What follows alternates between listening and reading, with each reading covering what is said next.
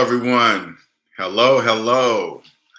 And welcome to another edition of That Ain't My Daddy. I'm your host, LJ Young. Welcome. Let me get set up here. All right. Welcome to my channel if you're new. All right. Welcome. Uber guy, what's up? Welcome to another edition of That Ain't My Daddy. This is where I change your whole view. Financial freedom is the key.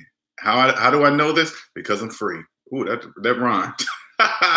All right, first of all, I want to give a shout out to my friend Oshay Duke Jackson for putting me on the show yesterday. I will put the link in the description later after this video's over. And I want to thank all the subscribers that came over that were sent by Oshay to me. Much appreciated. All right, I was just trying to get myself out there. Shout out to Ill Wills that introduced me to Oshay, that believed in me enough to even introduce me to the brother. I much appreciate it. Okay, I want to get that out right from the beginning. For those of you that are new to my channel, my name is LJ Young, and I am a 100% debt-free motivational speaker and personal finance educator. I help people become financially free by helping them financially see outside what I call the debt matrix. The debt matrix is a place where everybody lives that believes in credit and debt, that believes in financing things that depreciate, things that go down in value. I'm here to show you, if you keep doing that, you will never get financially ahead. How do I know this? Math says this. Math is undeniable. Math is right or wrong, period. There is no in between. There is no kind of, sort of. It is what it is, okay? Now, what I like to do before I get into the subject of this video, I want you to understand math and money are one, okay? The only thing that can separate math and money are feelings. What I teach you here is I empower you just with fifth grade math. Now, with me saying fifth grade math, I don't want to make sure you're offended by it or saying you're dumb no, it is all you need to know with your finances. What we learned in grade school, math and money are one. The only thing that can separate them are feelings. Here's a couple of examples. If I asked you, how do you feel about 1 + 1 equaling 2? Does it make you feel happy, sad, make you sick to your stomach? It's nothing, it's just 2. See, if you went into your feelings, it just doesn't make sense, right? That's what it is. Or if I was your boss, I hand you your check and it's $100 short. And you say, hey, boss, what's up with my check? And I go, yeah, I saw that when I was signing it. I feel really bad about that. You would look at me like I was crazy. You know why? Because that's a feeling. That doesn't matter. You still want your $100. Exactly what I mean. All right, so let's get into the subject, all right? Secured credit cards. Now, we're going to get straight to the meat of it, okay? It's for people with bad credit, period. All right? And now, secured credit cards are for people with bad credit, but it's for the purpose of getting out from bad credit to getting good credit, okay? And I'm trying my best way to explain it to you because I've been outside the debt matrix for years, so I want to make sure I'm saying this correctly, all right, and clearly. And if I'm going outside of, hey, welcome, best version, welcome, Ulysses, welcome, all right? Now, if I say anything that is unclear, please go ahead and type it in the chat message because I don't want to be unclear. I'm trying my best to remain clear, all right? Now, secured credit cards are for people with bad credit trying to gain good credit they're trying to better themselves under the credit gods. You know, the credit gods are Experian, TransUnion, and Equifax. Okay, those are the credit gods that everybody wants to worship. Okay, all right. So let's go. I'm gonna go through just to make sure everybody understands the difference between secured credit cards and unsecured credit cards. Secured credit cards mean that you must give the bank a deposit of, say, like we're going to use $500, and then they give you a credit card that you can use as a credit card, but it's secured by the money that you give them. Unsecured credit cards are for people with better credit that do not have to put a deposit down to have a credit card. They just say, here's your credit card. Here's your limit. All right. And let you go on your merry way. All right. Now I got that out the way. So and I'm going to go slow so you can understand, for those of you that are thinking about getting a secured credit card, what it really is that you cannot see because you're blinded by debt and credit. Your main focus is I need to better my credit because you believe you need credit. And credit is only a tool. You don't need it. It's no different than a hammer. You need a lawnmower to cut your grass. You get the tool of a lawnmower and you do it. You need a hammer to hammer in a nail. Credit is nothing but a tool. You can't see this when you're in the debt matrix, okay? But when you're outside the debt matrix, it's clear. All right, this is what's happening. Welcome, Tony, welcome. This is what's happening when you do that.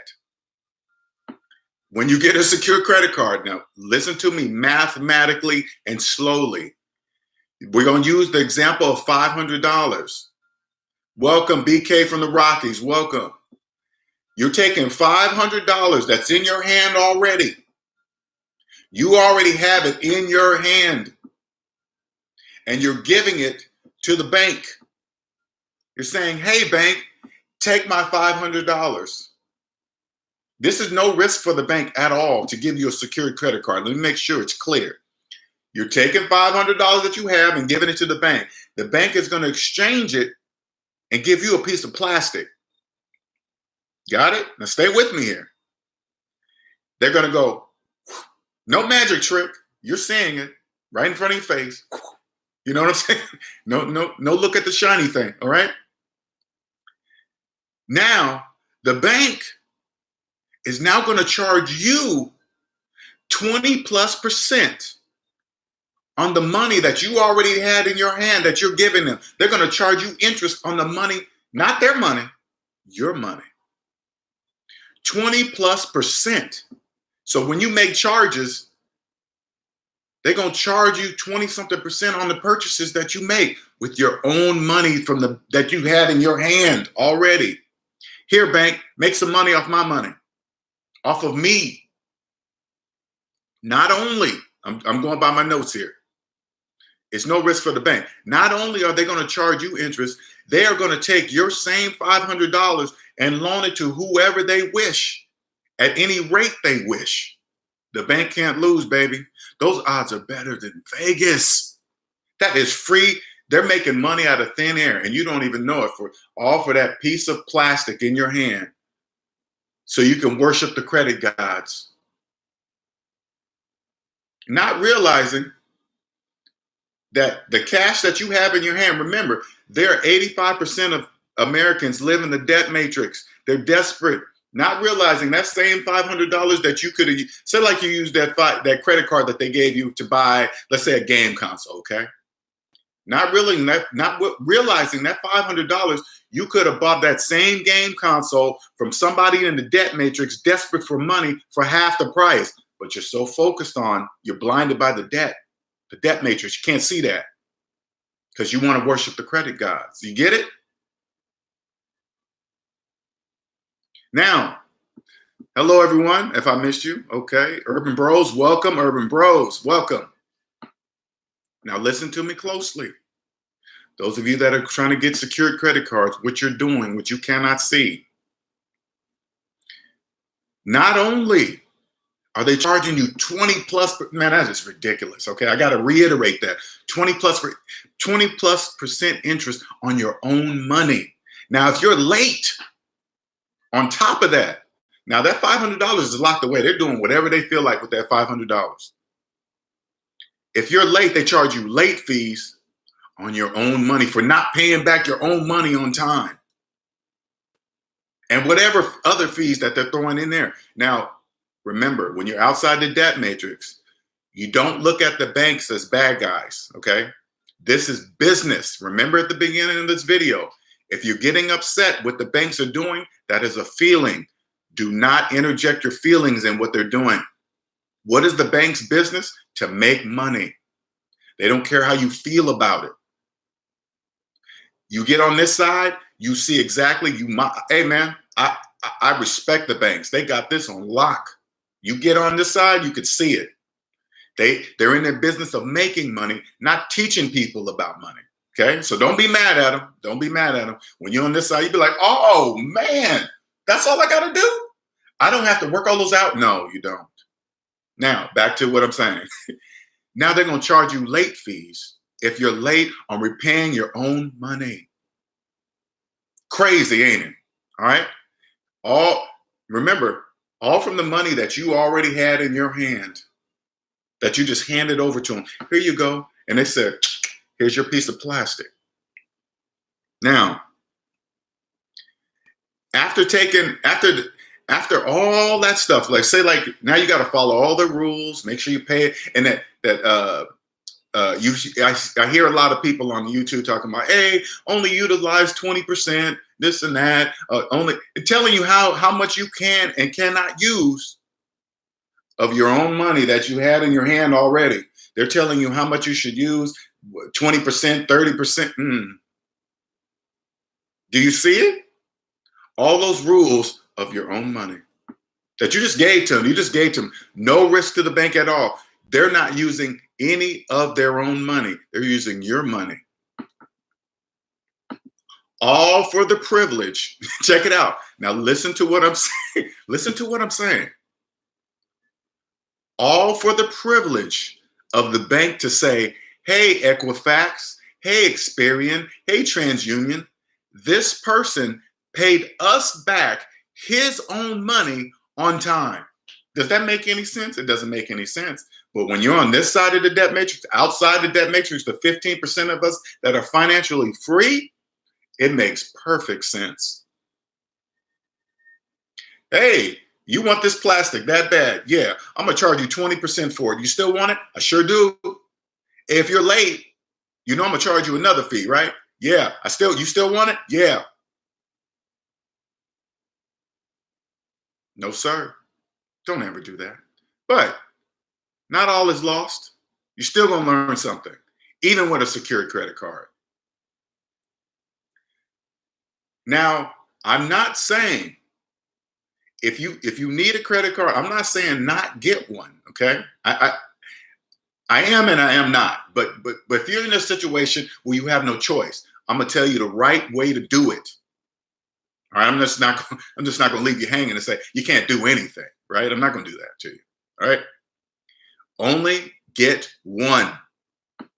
You get a secure credit card, only get one. Now, for those of you that have never seen a person's entire credit report, before I go on to this, to telling you what to do, go to Facebook, DebtAintMyDaddy, Instagram, DebtAintMyDaddy. You go and I post my full entire credit report every single month so you can see what I've done with one single credit card. Yes, it's unsecured, but don't worry about that part right now. I'm just showing you something. One credit card I have, and I've achieved that type of credit score. Now, I'm not bragging on that credit score because I could care less about a tool. It doesn't mean anything. I only see my credit card when I go to show you guys every month. Other than that, I really don't care. It doesn't. I don't mean anything to me. It's a tool. I only need a hammer when I need a hammer and a nail. So when I need to get it, when I need to see it, I use my credit card to rent a car, buy some things. I don't know. Whatever. It's just a tool. All right, let's get on to it. If you need to get an unsecured credit card, and even if you have one, this is what you do. Get one single one.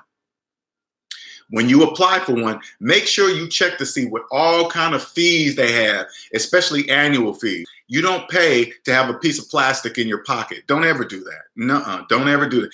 Check for the fees, because some of them, you get the card and they immediately charge you a fee for that. It doesn't make any sense. For free for not even using it, they're pulling money right out of your deposit, right off the bat like that. For people who cannot see, you check for that. You say, are there any other fees? Are there annual fees? Check for that. If they are, you say nope, and then move on to the next secure credit card. Now, there are some secure credit cards that don't have annual fees, but they have higher percentage rates. Don't even worry about that right now, okay? I'll tell you why later, all right? I'm going by my notes here so I can stay on track. What's the best site to get my... Good question, William. Credit Karma, that'll show you TransUnion and Equifax, and then Experian is by itself. So you go go to Experian.com and you can see your credit report for free. These things are free. Credit Karma's free, TransUnion and Equifax. Experian by itself, you go to Experian.com and look for your free credit report. Now, remind you, they'll only look for free, because they always try to get you to buy something. Say, no, I want free, scroll to the bottom, free. Okay, don't get sucked in by what they're trying to sell you. That's why it's free, because they're trying to sell you stuff on these sites.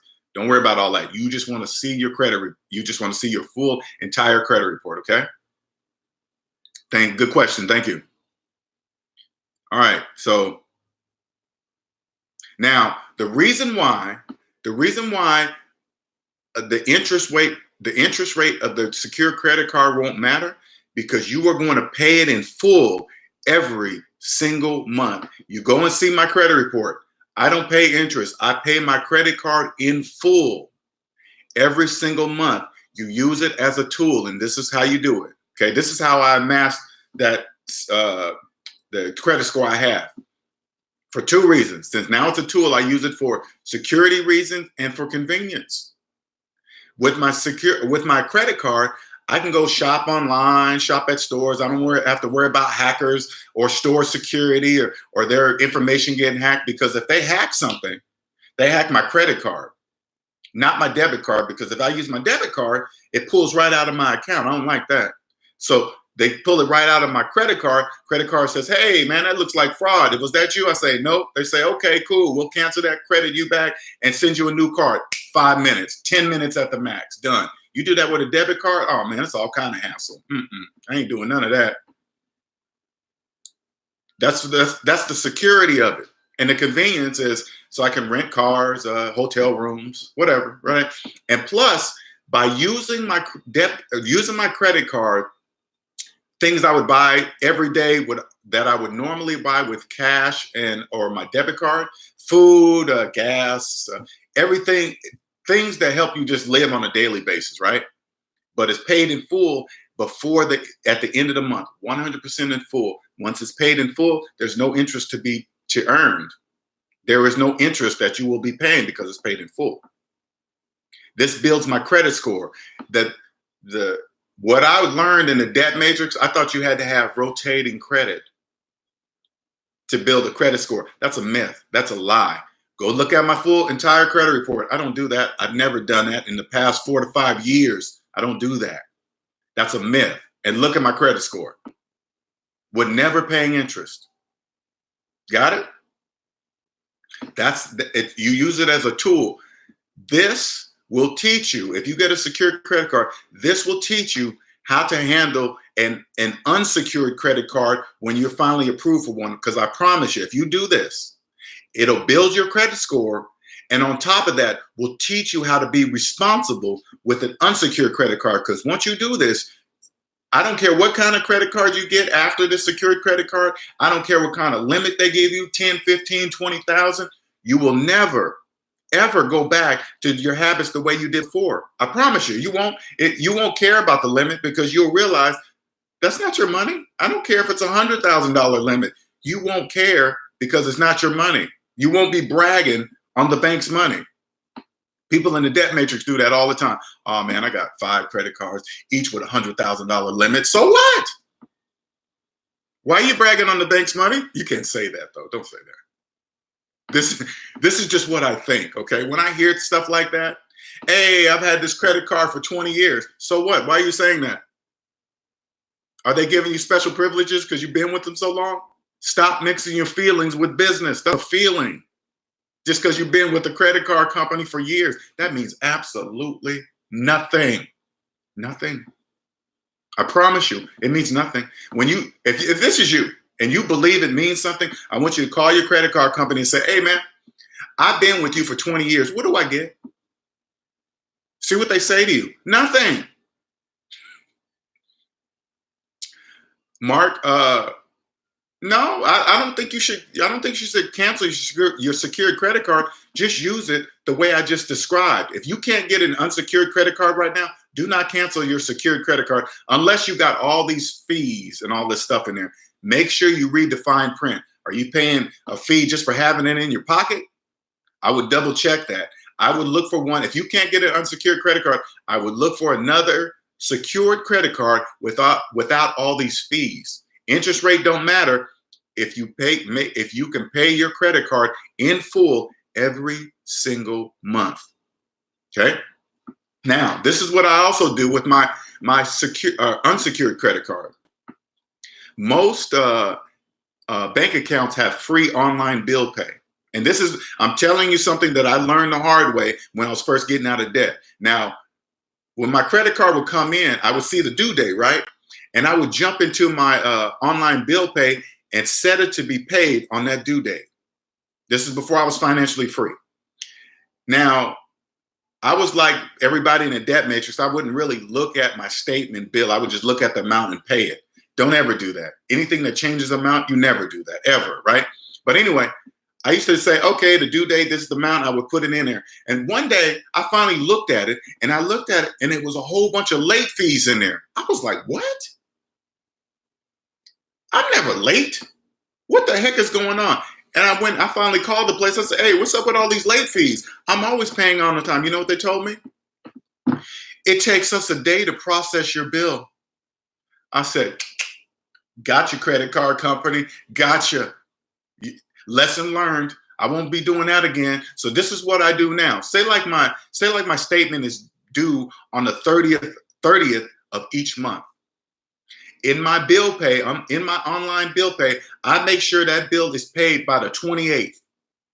Make sure it's at their office by the 28th. If they don't have that bill processed in 2 days, that's their problem. That's not my problem. That's their problem. Nothing is automatic. It's a different amount every single month. I don't make different amount bills automatic. Never. I want to see it. I only have one, so I don't have many to keep track of. Okay, that's the great thing. Thank you, Mark. I appreciate it, man. I appreciate it. I learned a lot from that interview, by the way. It taught me a lot too, to answer a lot of things. Okay, but it was a very good experience, and I hope I can get Oshay to make it a regular once a week type of thing. Oshay, make it a once a week thing. Awesome, dude. I appreciate it, man.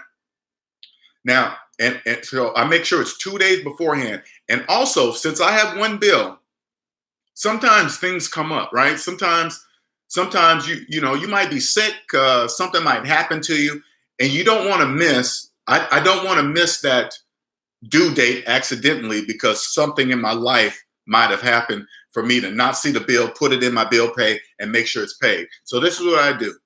I make sure there's an automatic $100 that comes out that is paid on the 28th, just in case if I can't pay the full amount for some unknown reason, okay? Because things happen in life, right?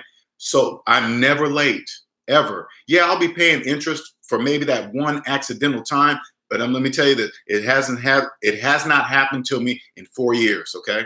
But I'm always just preparing myself because I don't want them dinging me for any kind of late fees or. No, actually, that did happen to me one time. But since I've never been late and I never ever have paid late fees, I just called them up and said, hey, you guys can look at my bill and clearly see that was an accident. Take all that stuff off. You know what they did? They took it off because they knew, oh yeah, he's never paid interest. He's never been late for 4 years.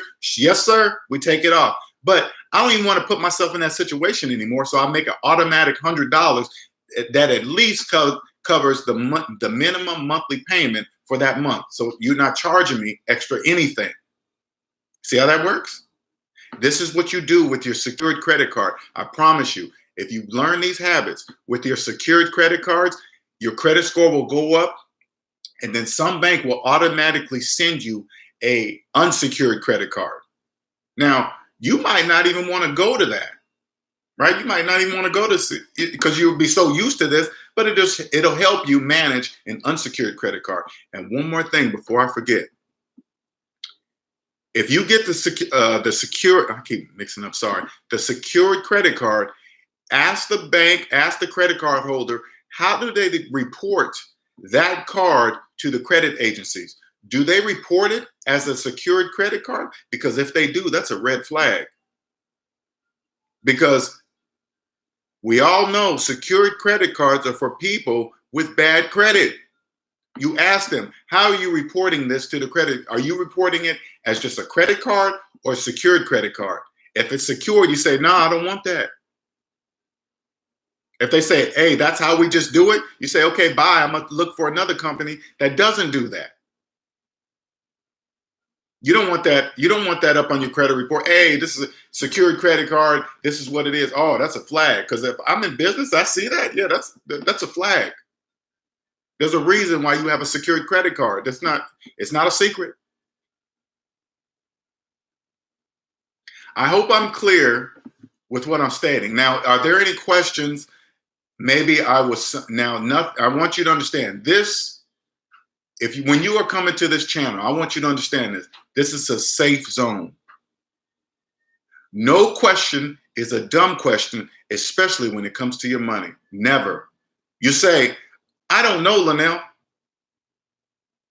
Don't make people in the debt matrix make you feel like you should be knowing something. You know what I'm saying? I used to hate that.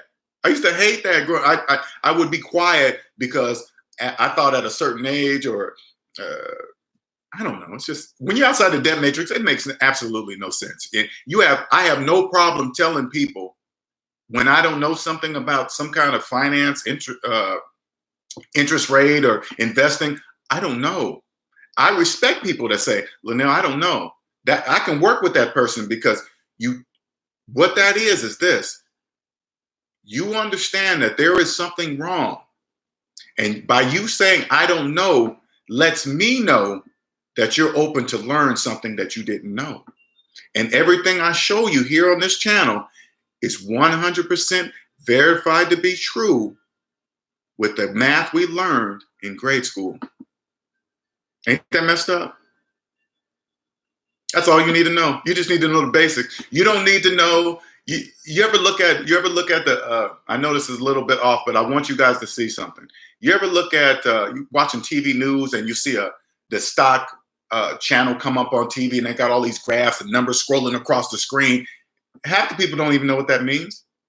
I don't even know what that means. And I don't care. I don't care what that means. Doesn't mean anything to me. But when I'm ready for that, I know exactly how to pick the person that does know about that stuff. How do I do that? I ask to see their personal credit report.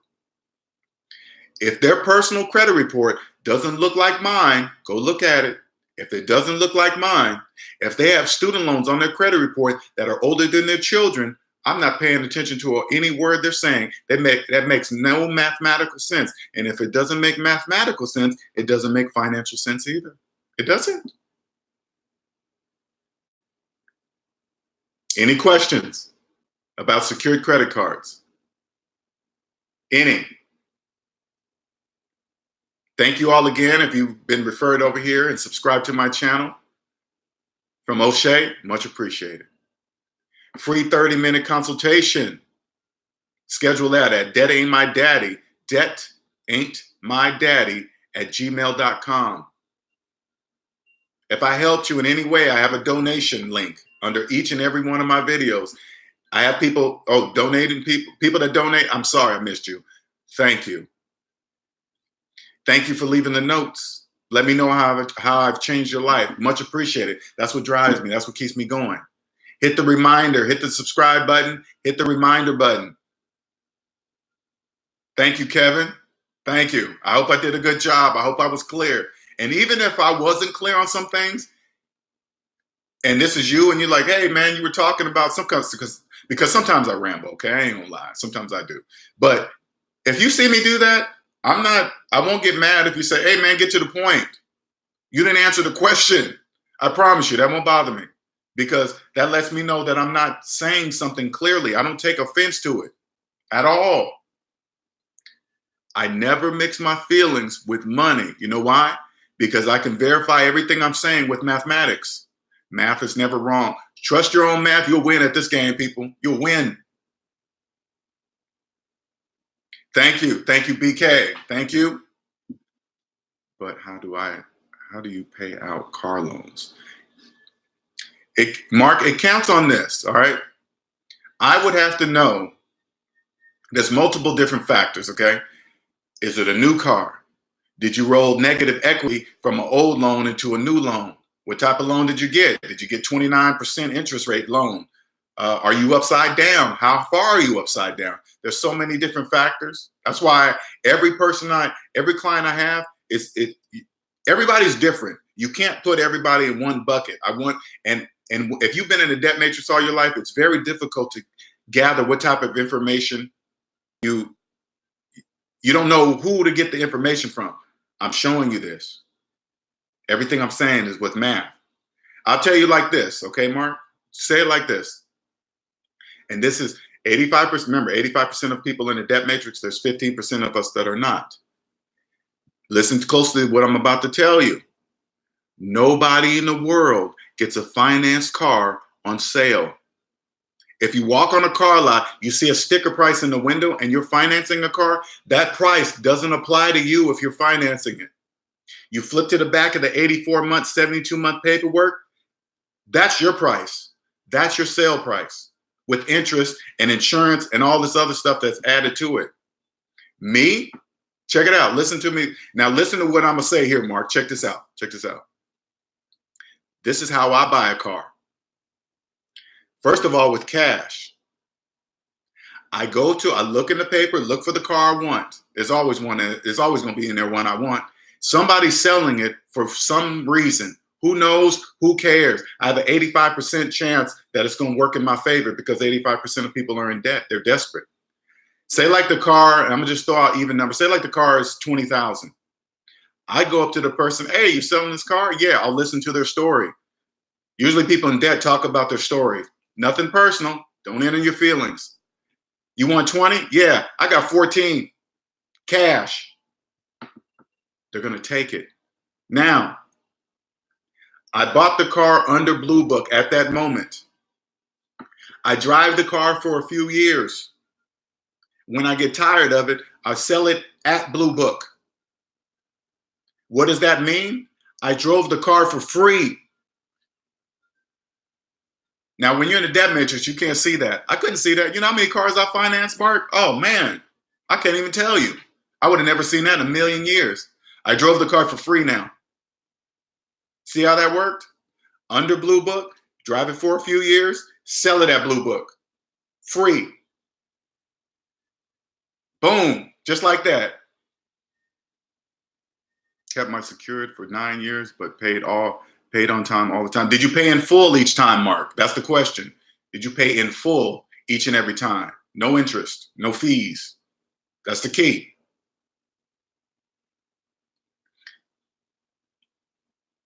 That's how you do it. A sweet piece, that's how you do it. You buy. Now think about this, people. Think about how debt makes you feel. All right. Now this is one important feeling. Okay. This is the important feeling. Because when you're in debt, I want you to remember how this feels. How it sits right here on the top of your forehead every single day. Make you think Freddy Krueger's in your mailbox. Scared to go to your mailbox. The boogeyman's in there. Oh man, I don't want to check that mailbox. When you get outside the debt matrix, I'm not scared of my mailbox. Nothing's in there that I don't want to be there except junk mail. That's it. Nothing's in there. Unless it's from Amazon that I ordered. Other than that, that debt that sits right here on your forehead, it's gone. It's totally gone. You have no idea how many things you got to keep track of. All these due dates of this bill, that bill, this bill, that bill, this bill, that bill. That's gone. I didn't even realize that until I became free. When you're financially free, Mark, check it out. When you're financially free, you never, ever, ever tell anybody you're making car payments out loud. Don't ever do that, ever. You don't know if people like me are standing next to you. Now, we're not going to say nothing. I'll lose all my friends if I say, hey, man, you know that's not smart, financing a car. Because listen, if you want to be rich, and everybody can't be rich, it would never work. Think about it. I look at the whole economy as a whole now, collectively. Everybody can't be rich. You know why? Because there would be no people left to finance cars, clothes, phones, washing dryers, furniture, lawnmowers, laptops, cell phones, Uh, you never ever, number one rule, if you want to be financially free, you never ever stop right now today. Stop financing things that depreciate. Depreciate means things that go down in value. If you don't know what the word depreciate means, don't worry about that. This is where you come to learn it. This is where you come to not feel embarrassed about not knowing, understanding that word. Google is your friend, but use that. If you stop today financing things that go down in value, you'll be free for the rest of your life. I'm never going back, ever. I'm never going back. Never going back to the debt matrix, ever. Something drastic must happen to me. I'll never finance a car, ever. I'll catch the bus and won't care what anybody says about it. I won't care. Oh, look at Linnell. He's broke. He's catching a bus. So what? Debt matrix. People in debt matrix, those are the only people that are going to talk negative about you. I promise you. You'll see. Money spoken in two languages, debt and debt free. If you've been in debt all your life, you only speak debt. I promise you. You get outside the debt matrix, you wouldn't dare step on a car lot ever.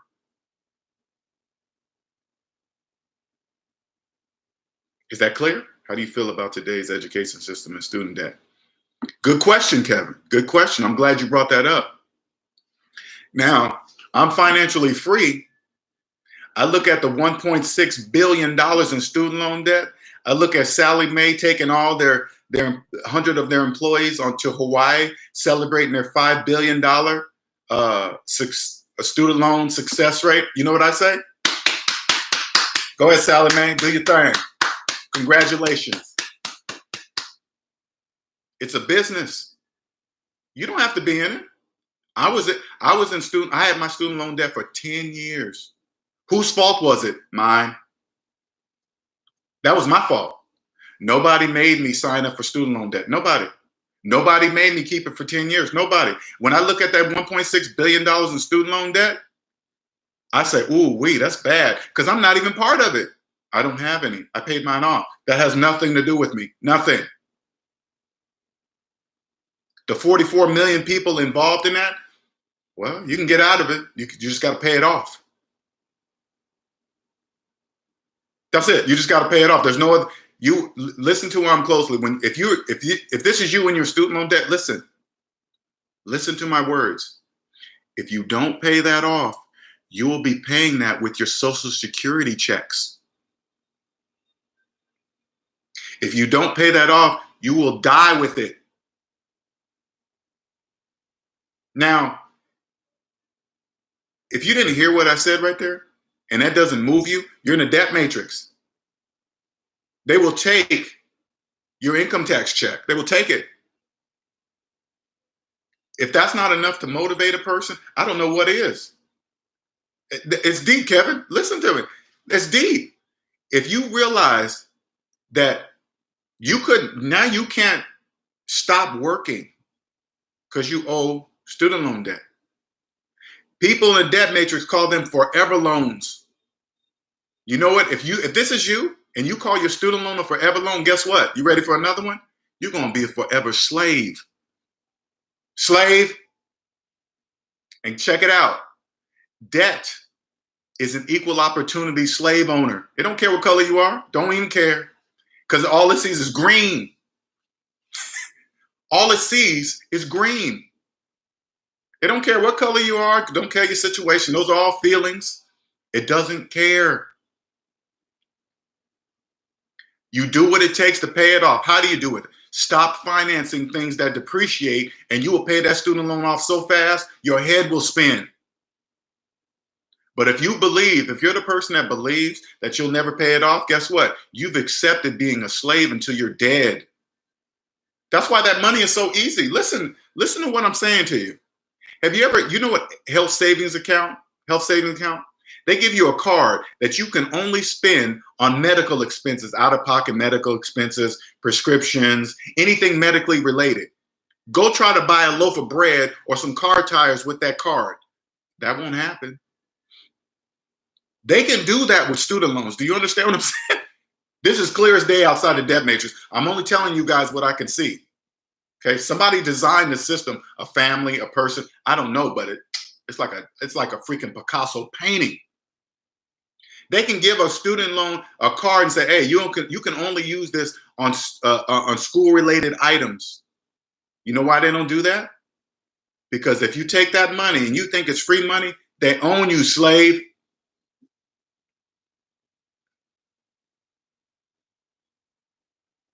Check it out. BK Rockies. BK from the Rockies. Let me tell you something. That is true. You can't bankrupt student loan debt. Student loan debt is only second to IRS debt. It's only second to that. But listen to this. I'm going to tell you something legally, but people in the debt matrix can't see it. And I'm going to frame it as cushioning an economy crash. Let's put it that way. Say like you own $50,000 in student loan debt, okay?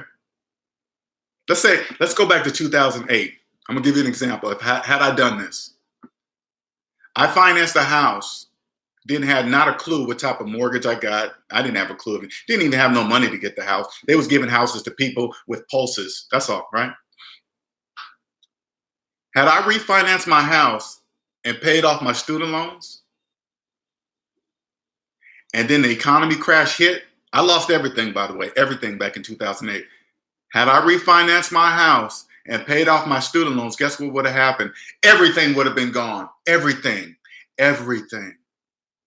Student loans are the cockroaches of the economy. They will survive through any economy crash. But you take it out of the shelter of the student loan Sally Mae and put it under refinance and pay, you're going to pay off your house anyway, right?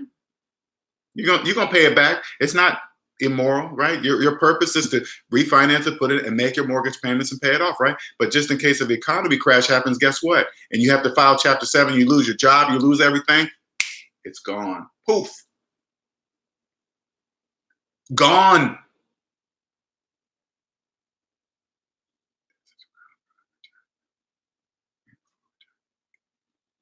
Check it out, Kevin.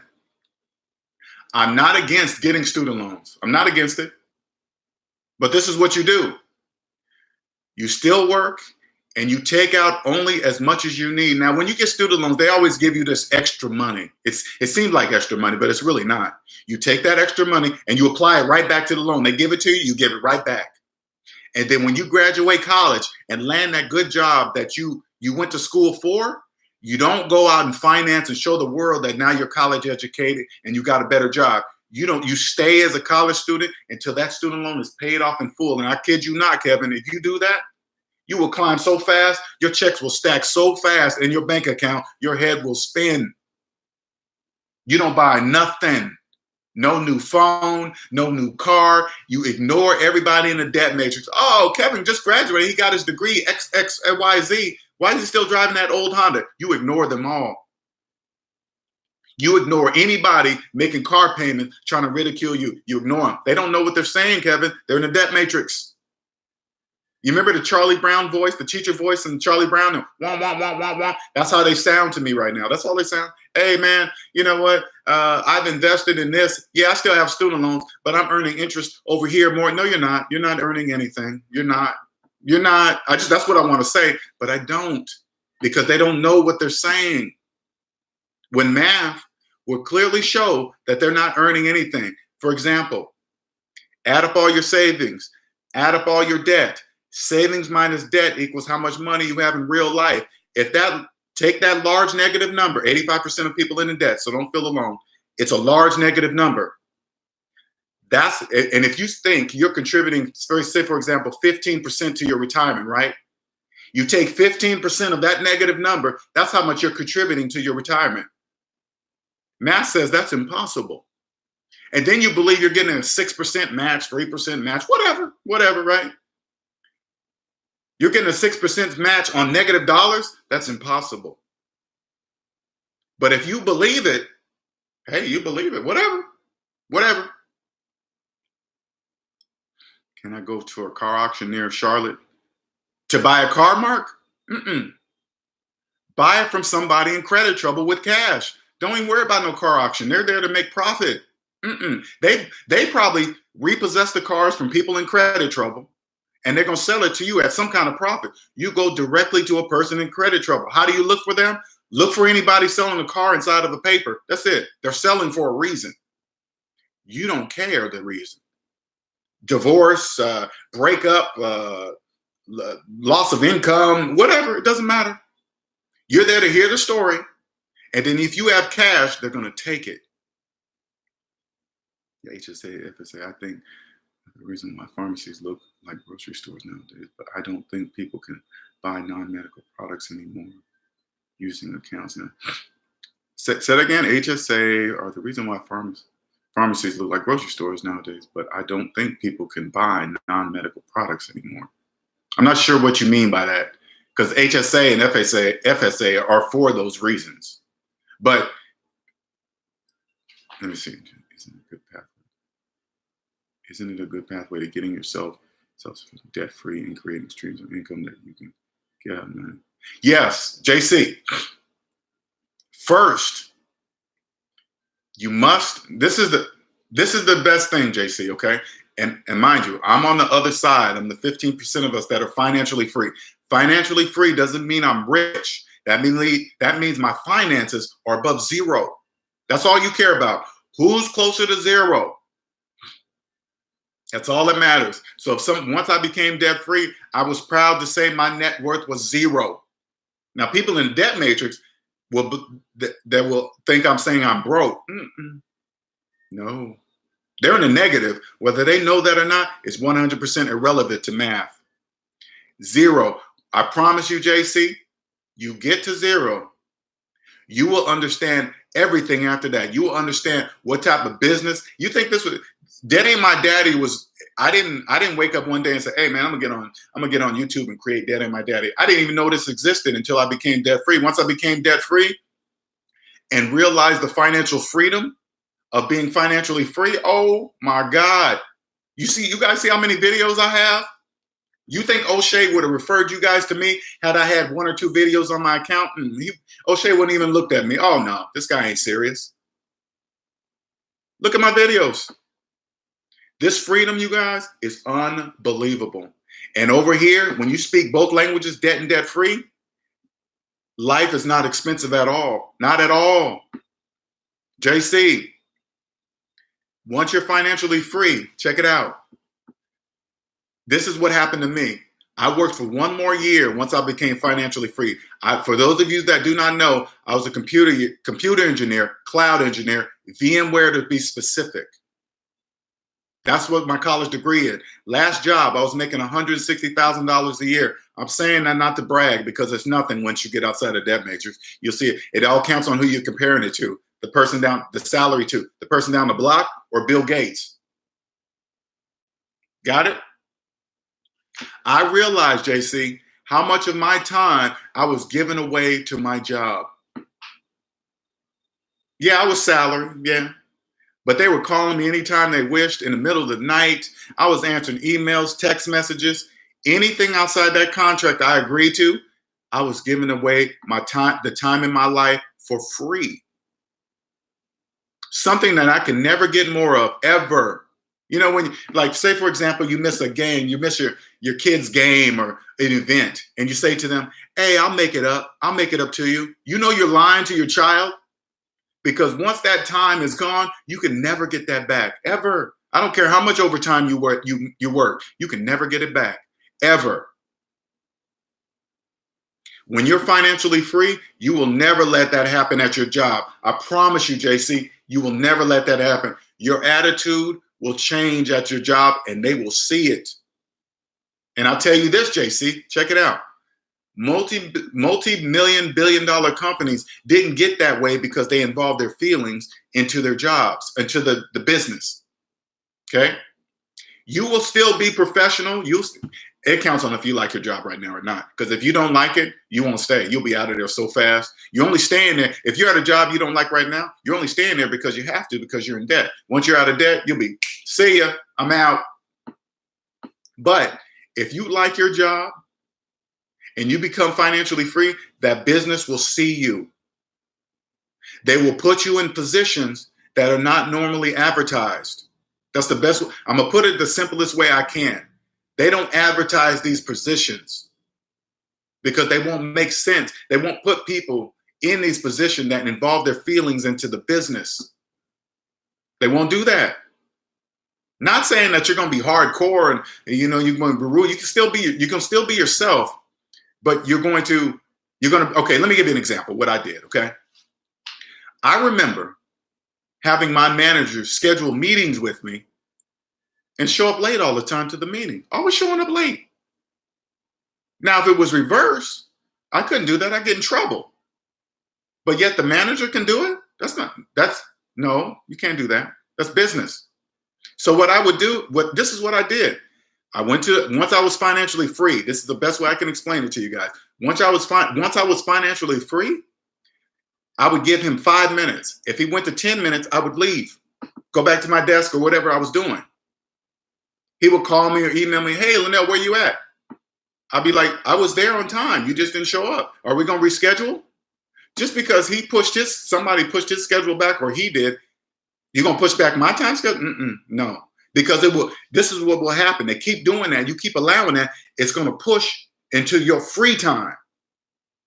And then you're going to look like you're not getting work done. No, sir. You won't let any of that happen anymore. You will climb so fast at your job. I promise you. Those 2 jobs, second jobs, all that stuff, you won't be doing none of that. Because let me tell you something, you guys, life is not expensive. It only seemed that way when I was in debt. When you're out of debt, oh man, it's lovely. Because I don't pay full price for anything anymore, ever. I have cash. People are in debt. They need the money for whatever reason. It doesn't matter. Only my current job because I have mortgage. Exactly. And when I hear people have mortgages, I would say, what type of mortgage do you have? How many times have you refinanced? There's so many questions. That's why I work with everybody on an individual basis. I have to. And the best part about what I do, when I open a person's eyes and it clicks, oh man, that is so lovely. I say, now you see what I see, huh? Then they turn to me and say, Linnell, was 5th grade math? Yes, it was 5th grade math the whole entire freaking time. And I'm college educated and math was a requirement, yet I didn't use math on my freaking finances. The thing I used to get gold stars in grade school. Her name was Miss Klingensmith, was my math teacher. I was awesome. I was awesome. Had I said, you know what? I'm going to take this and apply it to my finances. I would have won years ago. I would have been a millionaire with a regular job. I'm so mad. I'm almost 50 now. I get mad. I was mad for about a year. Once you get over that hump. But if you're in your 30s, hell, if you're in your 20s, let me tell you something. If you're in your 20s and you can hear what I'm telling you now, oh man.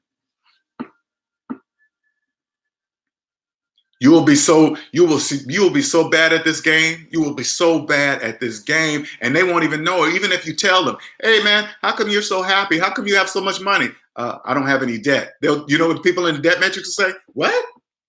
What do you mean? Everybody has debt. No, they don't. I don't. Oh, you must be rich. They come up with all this stuff, and you just walk away. That's it. You go. This is my favorite go-to saying now. Okay.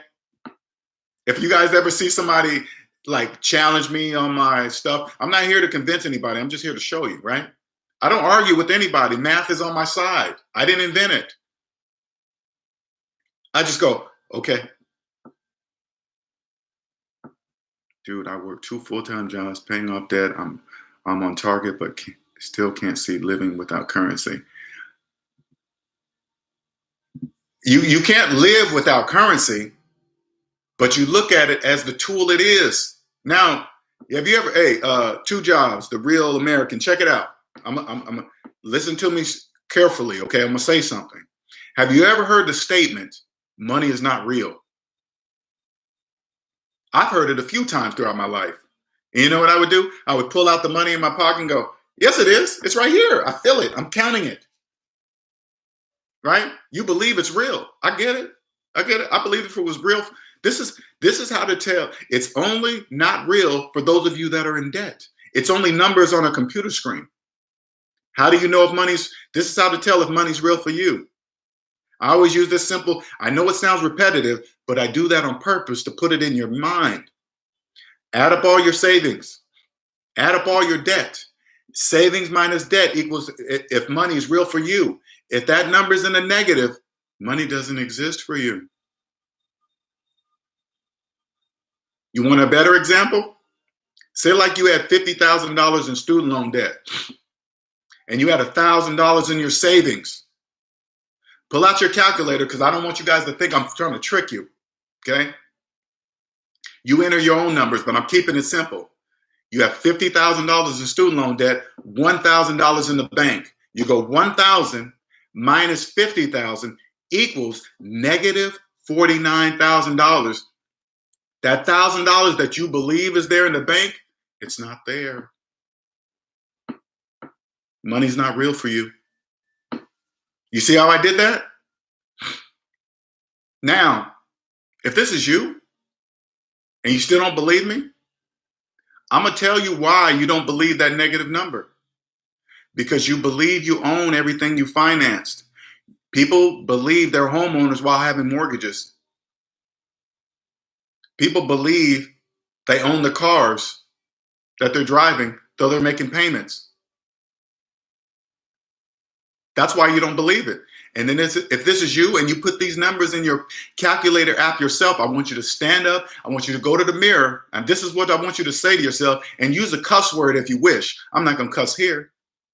I want you to look at yourself in the mirror and say, how come I don't believe my own effing math? You solve that equation. You solve that answer. You will be free as a bird like I am. I'm free. Look at me. You guys think I'm joking? Look at these videos. And it's only 5th grade math. That's the hardcore part. Thank you, John. I appreciate it. You know what? Hey, John, I hear that a lot too. I appreciate that, man. I'm so happy that you did too. I want everybody to feel this freedom. Everybody. You see the passion in my eyes? Let me get that ring light. Boom. I love this, man. I can't go back.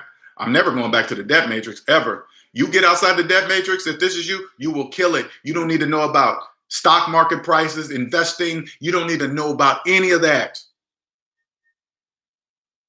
If I'm ready to invest and I'm ready to go into real estate, guess what? I'm going to pick the person that knows how to do it. How do I do that? I ask to see their personal credit report. It will tell me everything I need to know.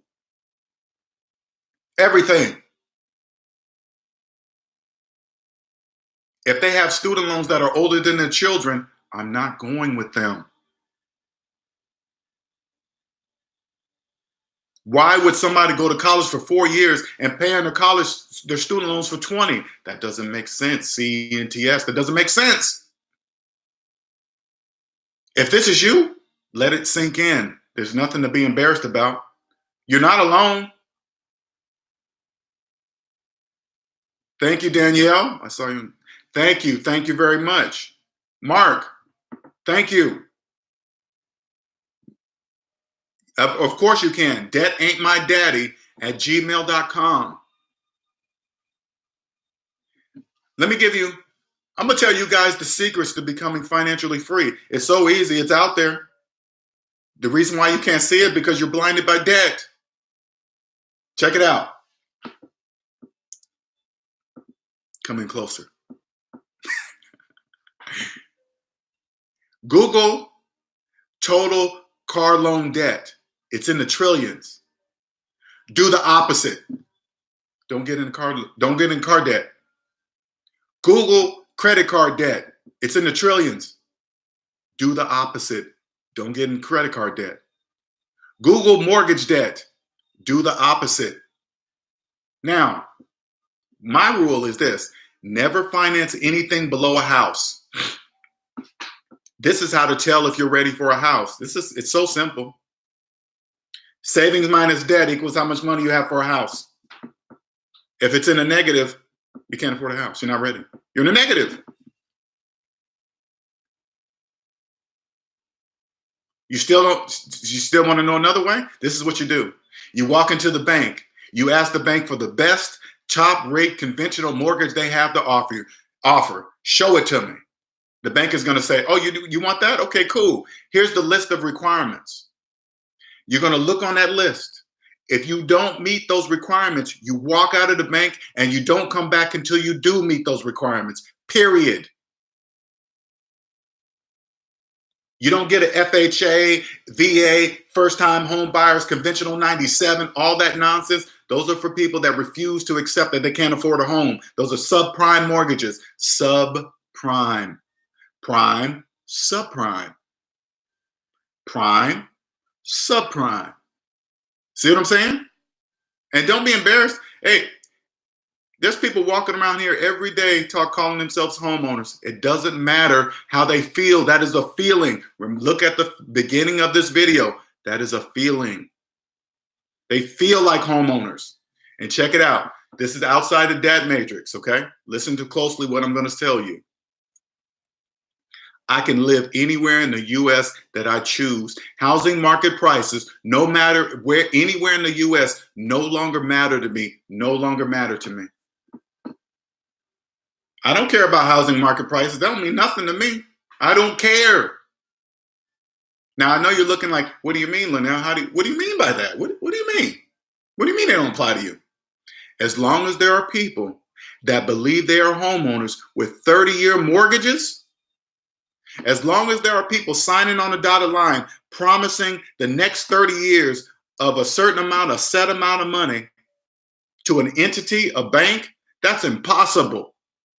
Those odds are better than Vegas, baby. As long as there are people that walk around thinking that, I will be able to live anywhere I want. All I got to do is wait for a foreclosure, a death in the family, loss of a job, economy crash, whatever.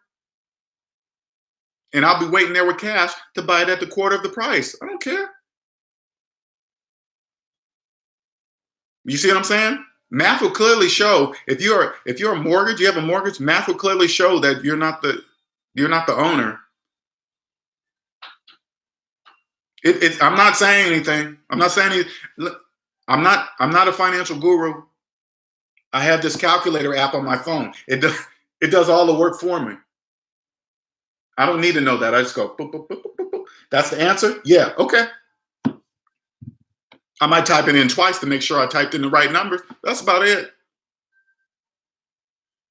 Can you imagine if you were financially free in 2008 during the economy crash? Oh my God, it would have been Christmas time.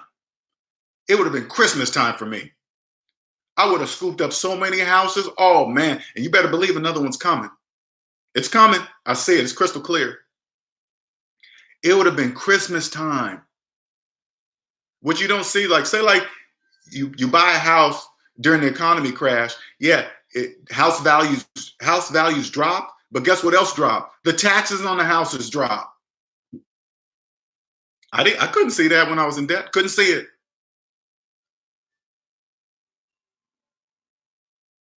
Home ownership equals. You know what? Check this out, Danielle. Check this out. What I'm gonna do when I decide for me to buy another house, guess what? I'm gonna make sure that I'm gonna get the house, but I'm gonna classify it as a rental under the IRS guidelines. Okay, under a LLC or something, right? And then I'm gonna rent from my LLC. These are for tax purposes. I'm not gonna get too much in detail.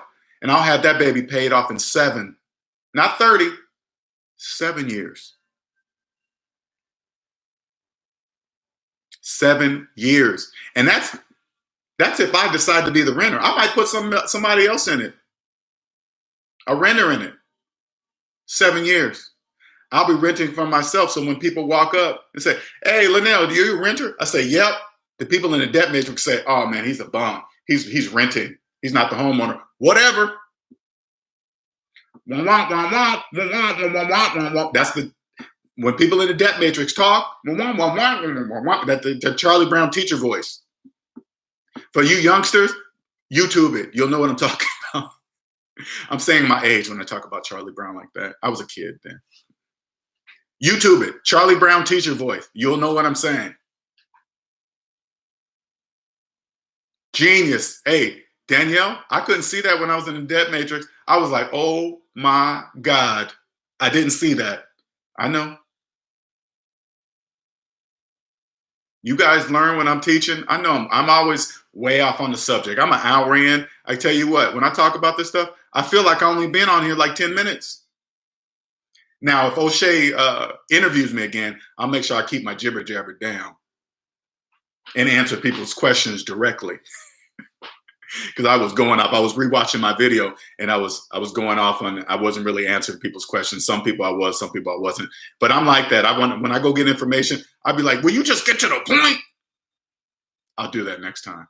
Oshay, you hear me? I promise. Math will never lie. Health, weight, and real talk. Math is always on time, right. There is no wrong. If I say, hey, you know what? I really feel like 1 + 1 should equal 3. People look at me like I was crazy. Well, Lynette, what you talking about 3? It's 2.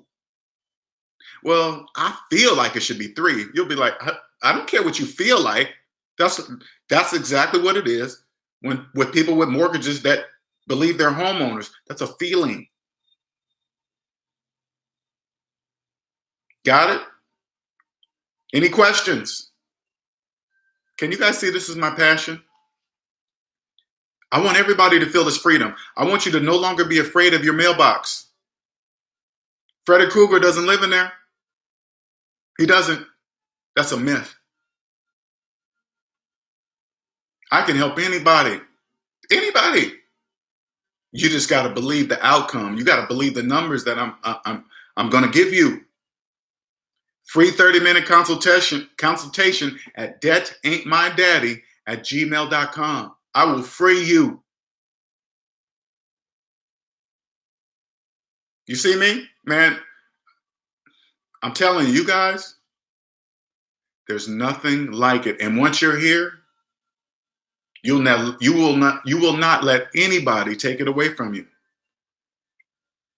That daily pressure of debt that you've become accustomed to, I became accustomed to it. I thought it was normal. It's not. It's not. That's a myth too. You can get out of debt. I'm free. Any other questions before I get off here? Anything. Anything not even related to the topic. I don't care. This is for you. This is a safe zone. You feel like you messed up? It's been too many years? Are you dead? If you're not dead, you have time to free yourself. Thank you, John. I appreciate it. That wouldn't even help you. That wouldn't even help you, 2 jobs. You can't borrow your way out of debt. You can't do it. Sorry. Ill Wills, welcome.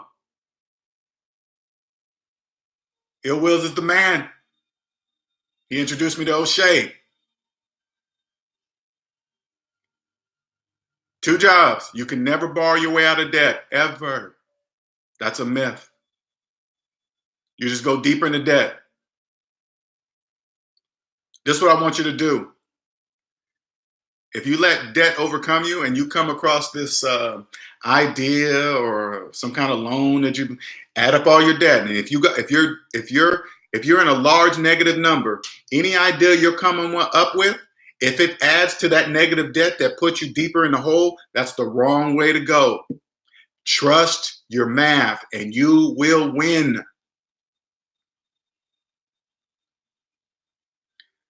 JC, that's a good question. That's a good question. Let me tell you something.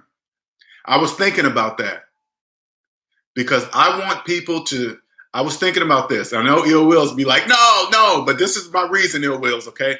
That I was thinking about going back to IT. And this is for a reason. I want you guys, especially the people in IT, I want you to see what it's like to work in IT as a debt-free man. I kid you not. Let me tell you guys something. I forgot to tell you this part.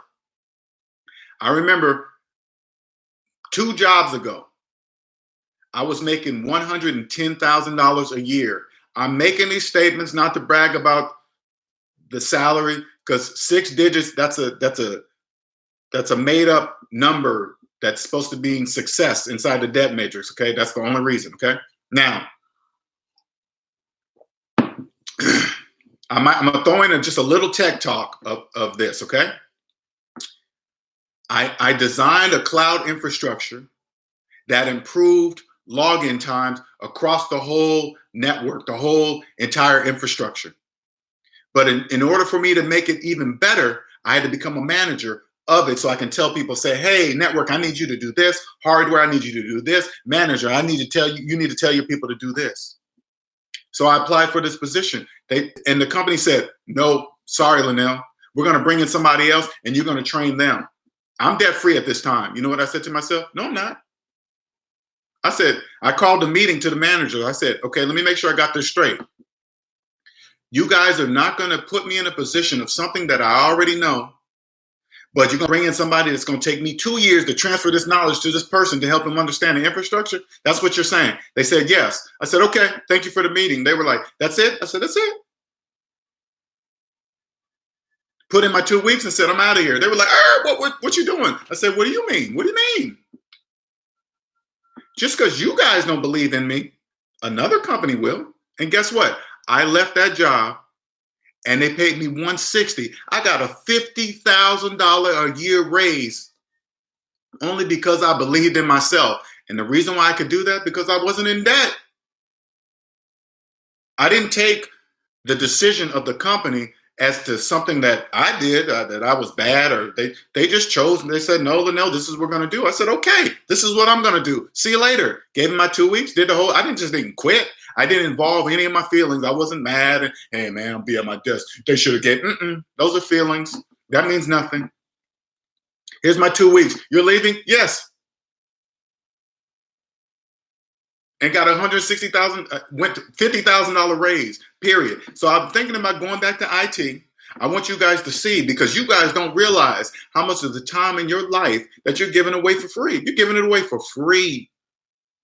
You think they're paying your cell phone because they like you? That's a feeling. So they can have 24-hour access to your life. What is the purpose of an on-call? This is IT, okay, you guys. I know you guys, I don't want to lose you. I'm just talking to the IT people. What is the purpose of an on-call rotation if they're still going to call you anytime they wish? That makes absolutely no sense. That's formalities. I would never allow that. Never. So I was thinking about getting back into the field so I can specifically do that kind of stuff and see how far I get. If they would even hire me. You got it? See how that works? I want to see how far I get. Well, one of those, and this is my personal belief, one of those companies will see me and they will know that I know. That's the best way I can explain it to you. They will know that I know. Never to mix your feelings with business. Ever, ever. Has nothing to do with nothing. Especially if you like that job. Now, I enjoyed IT. I ain't gonna lie. I love making it all connect, talking to the IT language and bloggity blah. I loved it. And I loved the people that I worked with. But I gave away a lot of my time for free. I'll never let that happen. If I get hired and they call me one time outside of the on-call rotation when I'm not on call, I will go ahead and do what I'm supposed to do. That morning I'd come in and say, hey, are we renegotiating my contract? Because I didn't allow that. Don't ever do that again. And I would have 2 phones. One personal and one specifically for work. I sign on the dotted line. Hey, Linnell, you're going to work this many hours. You're going to be on call for a week every so many months. Okay, cool. And then when I'm not on call, guess what? I'm going to power down that phone and put it in the desk and leave my laptop there. There's no reason for me to bring my phone, my work phone, or my work laptop when I leave. There is no reason for that. No reason. Because if I'm not on call and I pop open that laptop to do anything, I'm giving away my time in my life for free. Nope. Not doing any of that. Sorry. If you want me to do that, yeah, we're going to renegotiate my contract and you're going to double my salary. They're making millions and billions. You think that's any money? It's not.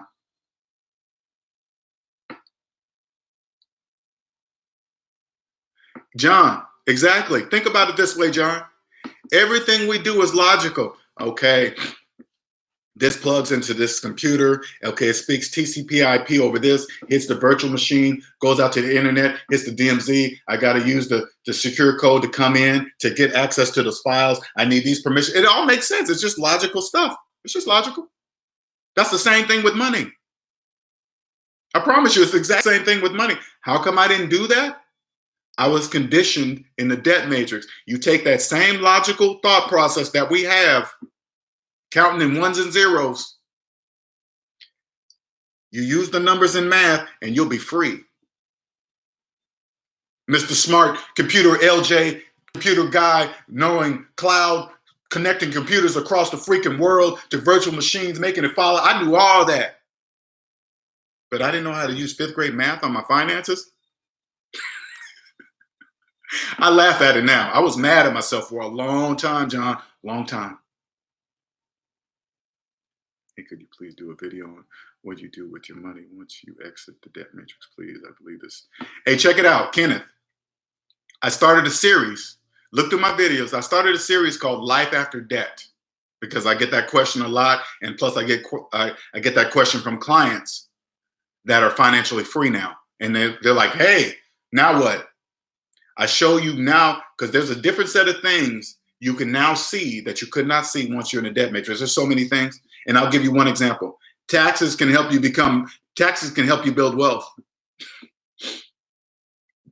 What? No, man, taxes keep you down. No, they don't. Taxes can help you build wealth. You ever see on the news, they say, hey, man, Amazon made $1 billion. They didn't pay any taxes. Now, people in the debt matrix, they get mad. They say things like, oh, man, it's because they're rich and they bribe some people and they got other things that would know. Tax evasion is tax evasion. That's illegal. People go to prison. They know something that you don't know. They still pay taxes, but not the same way people do in debt. I teach you this. If you're financially, say like this. Say like you come on my channel now and you're financially free right now. You ain't got any debt. And it's just been that way. And you thought everybody did it. And you just don't know outside of that. I can teach you too. There's some things you don't even see. Taxes can help you build wealth. Go look at my series, Life After Debt. Do you think it's better to get a second job? To pay off debt? Hell yes. You do whatever it takes to pay off your debt the fastest as you can. Second job, Uber, do whatever. Not get a second job to start upgrading your life, upgrading your car. You get a second job to pay off your debt the fastest. You do whatever it takes to get rid of that debt. And guess what? When you do that, because it's all temporary, you do that, you'll never have another second job in your life. You barely even work 40 hours. You won't even, you'll be like, what? 40? Man, let me tell you something. Okay, JC Ill Wills, listen. Now, don't get me wrong, but I'm terrified to give up 40 hours of my life to a job. Terrifies me. It terrifies me. Terrifies me. 40 hours a week? Oh, man. I'm here. Yes, it's 8 o'clock. Beep. All right.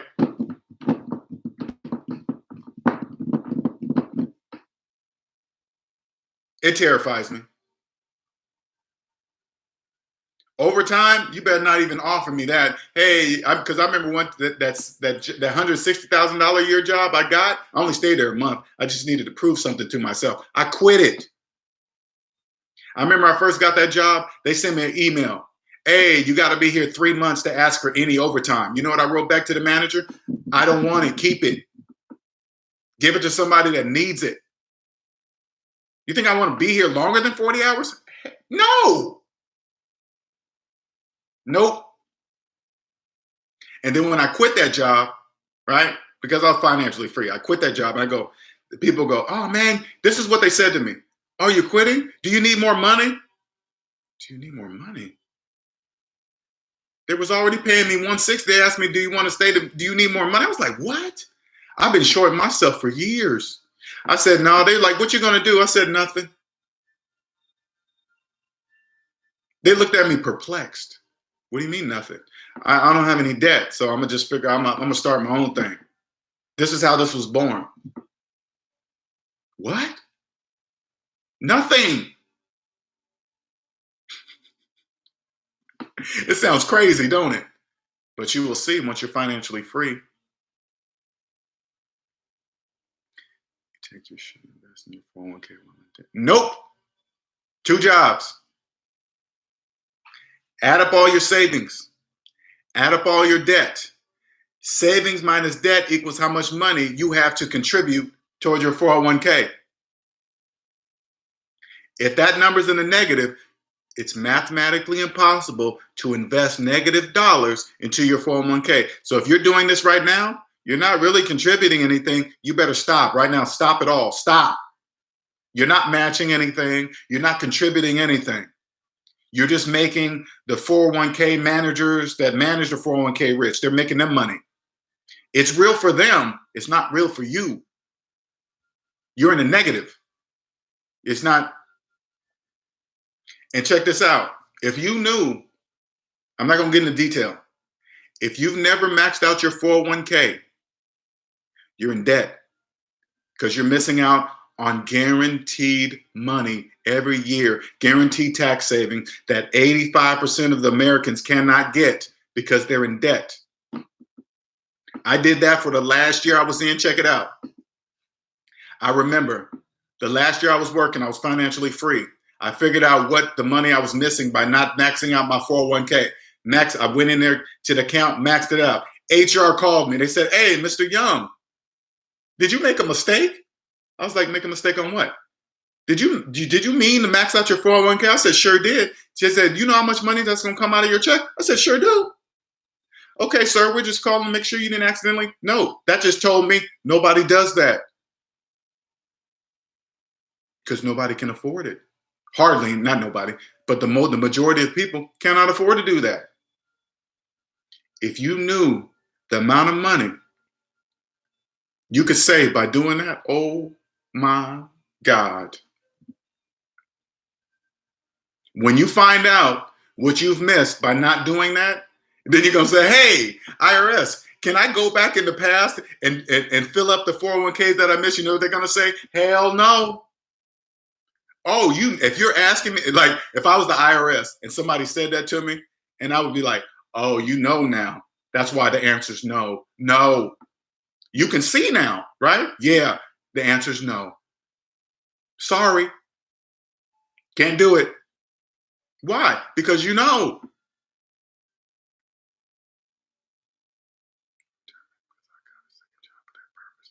If you're in debt, BK from the Rockies, if you're in debt, you're wasting your time and your money. You cannot invest negative dollars into anything outside yourself. Do not invest in anything outside yourself if your finances are in the negative. Just listen to the mathematics. Add up all your savings and debt equals how much money you're contributing to anything, not just your retirement, anything. That's mathematically impossible. So stop. Stop the insurance, not the health insurance, but the life insurance. Stop the 401k. Stop the IRAs. Stop it all. Stop. Use that money to pay off out of debt. This is only temporary. Once you're out of debt, you max all the pre-tax options first. HSA, 401k. This is why. You make up here in your tax bracket.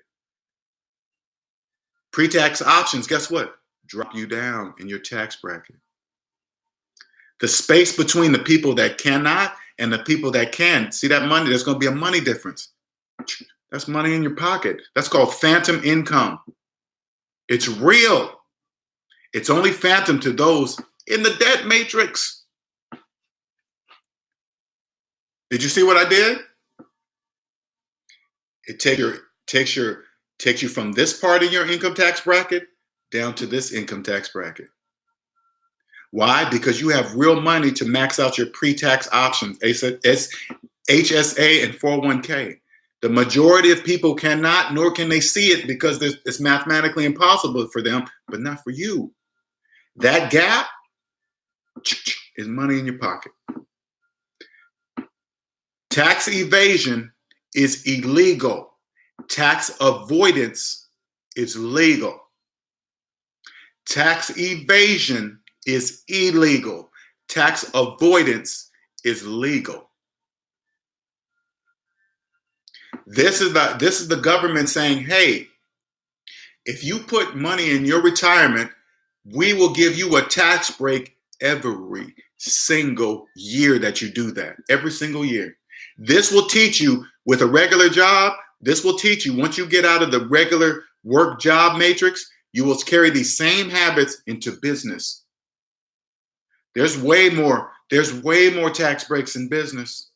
This is practice. If you can do this with your personal finances, you will kill it in business. Kill it. Right now, you're being taxed with ordinary income. You get over here, it's much different.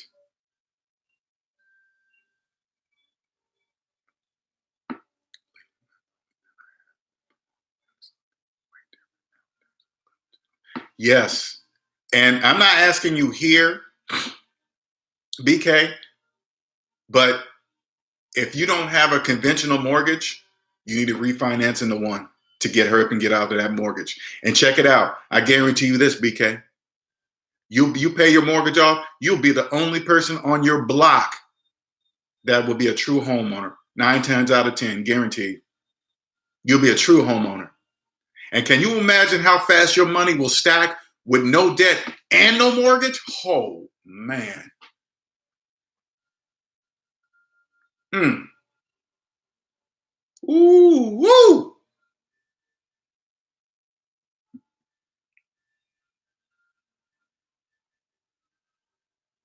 And then max out pre-tax investments, pre-tax 401k, HSA. And then once that's maxed out, because you'll still have some more money, and then you go ahead and go with the IRAs and look into just other types of investment, mutual funds, whatever, right? And you don't even need to know how to do that, because you will know how to pick the person that's good in doing that. How do you do that? Their credit report better look like your credit report. When I pick a tax person, I'm going to ask to see their personal credit report. Because if I pick a tax person that owes money to the IRS and is deep in debt and all this stuff, they don't know what I know. They don't know. They obviously don't know, because that's why they're in that situation. I'm not going to trust them with my taxes. Because if you mess up on your taxes, the IRS agent doesn't come after the person that prepared your taxes. They come after you. Sorry, that's not happening. Nope.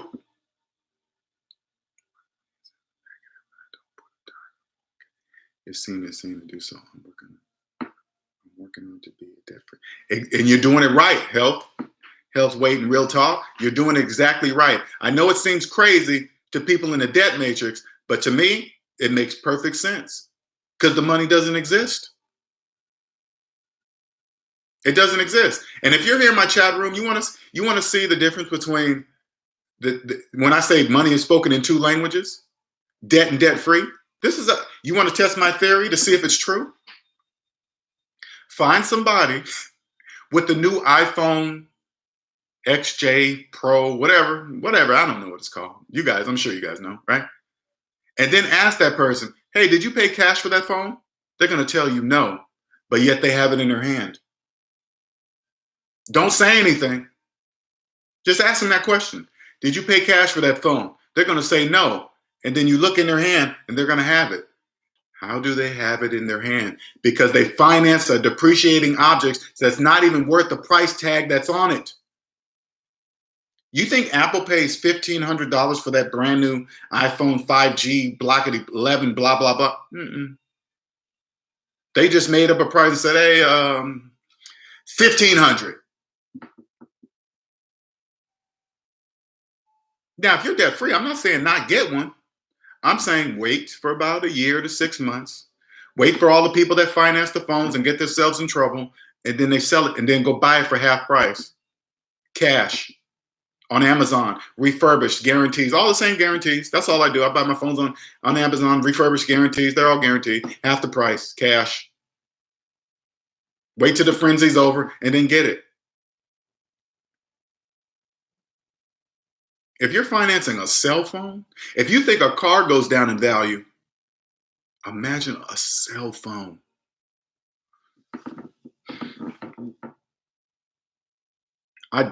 I'm doing this because I did it. And there were people like me walking around saying, damn, Linnell, whew, you just told me everything I need to know about your finances with a finance cell phone in your hand. People are upside down, not only on cars, but cell phones. I'm so embarrassed to say I did that. I'm embarrassed.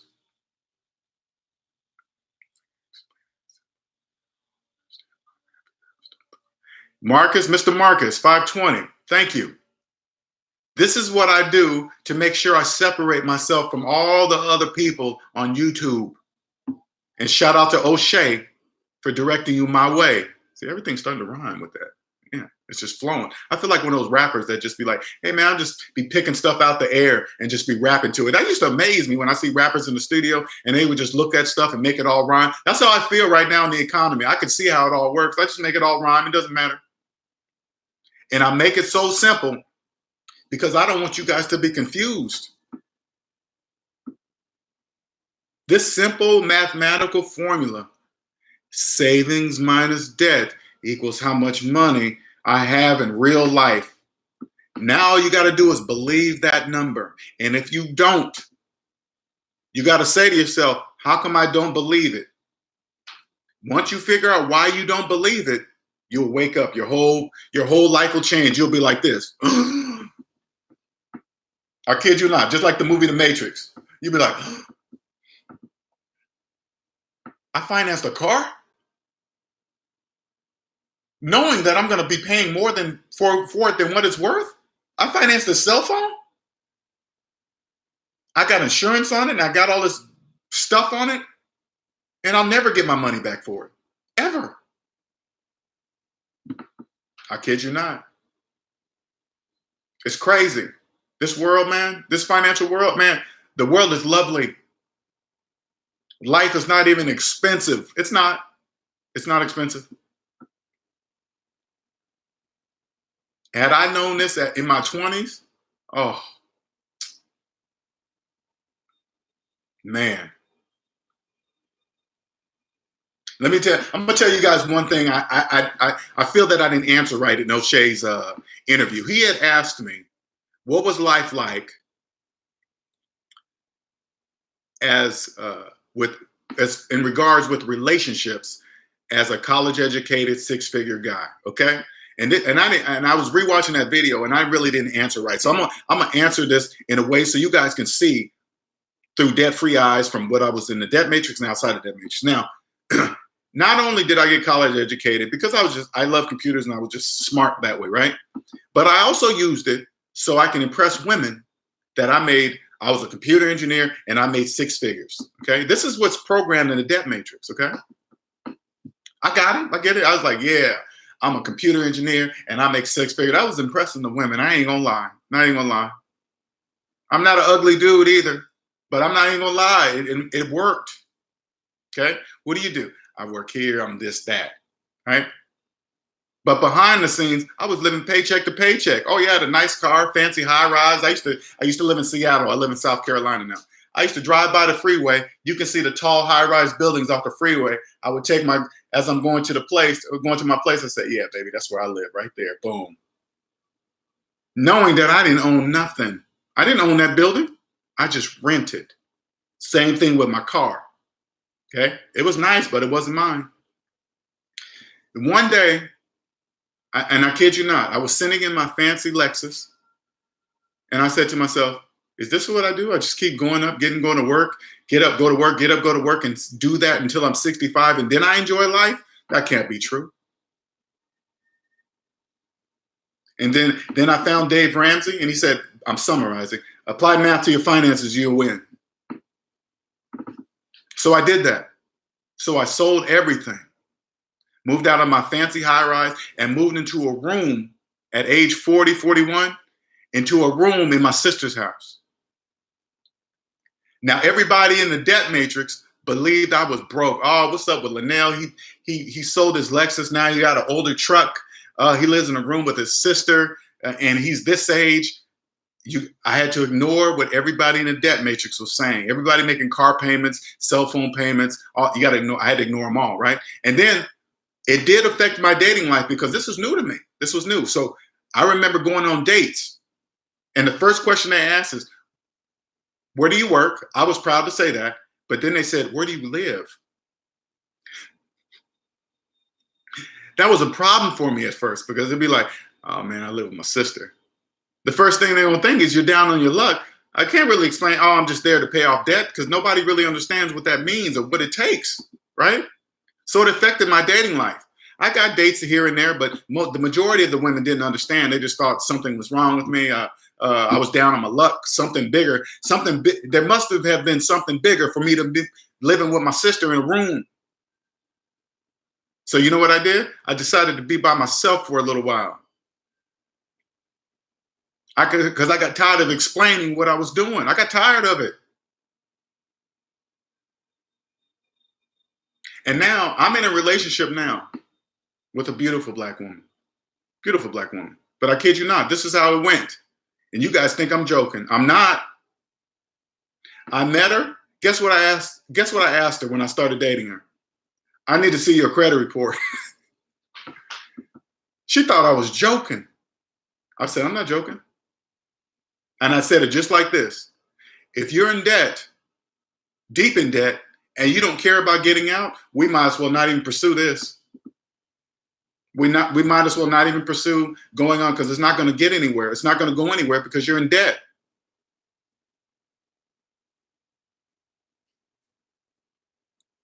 You think I'm joking? I kid you not. I'm going to bring her on one day so you guys can know that I'm not joking.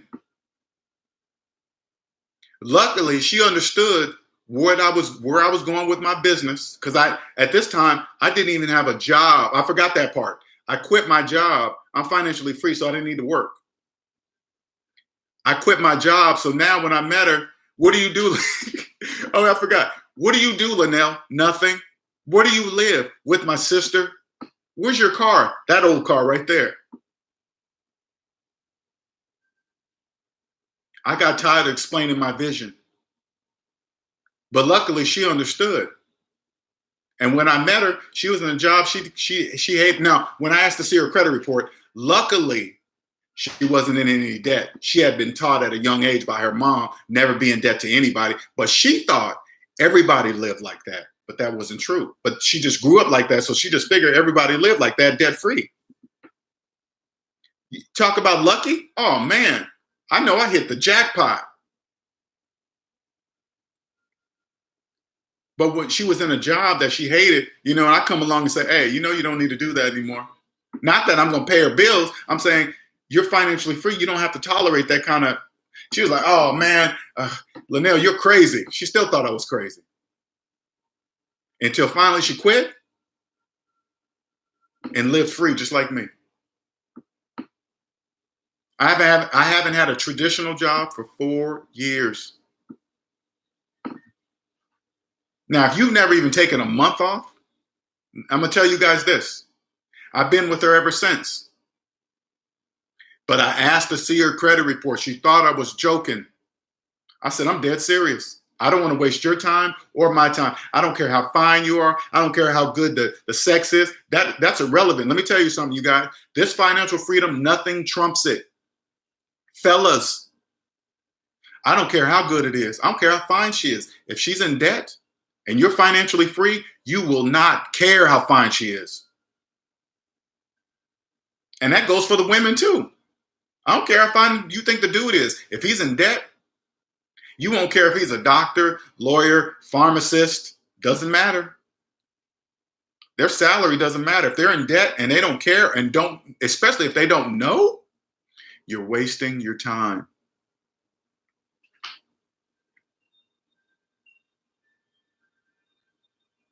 I 2 jobs. I love my woman, but she understands me. She understands where I'm at. She understands where I'm going. And she's financially free right now. Check it out. They say, I know I'm going on and on. They say money is the #1 reason for divorce. There's 2 ways to hear and look at things. It's not money, it's debt. I've never heard a woman say, hey,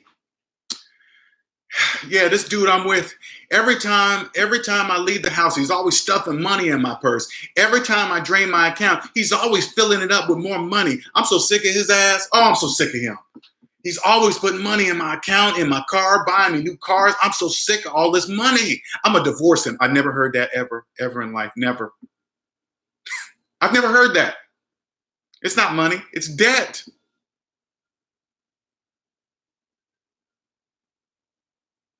Debt causes divorce. So society makes you believe, oh, if this person's a doctor, they must have money. Doctors and lawyers are in the deepest debt. You can't see it because you only can see their stuff. That's a facade. And if you're a professional right now, let me tell you something, and you're deep in debt up to your eyeballs, but on the outside it doesn't look like that. I can see you.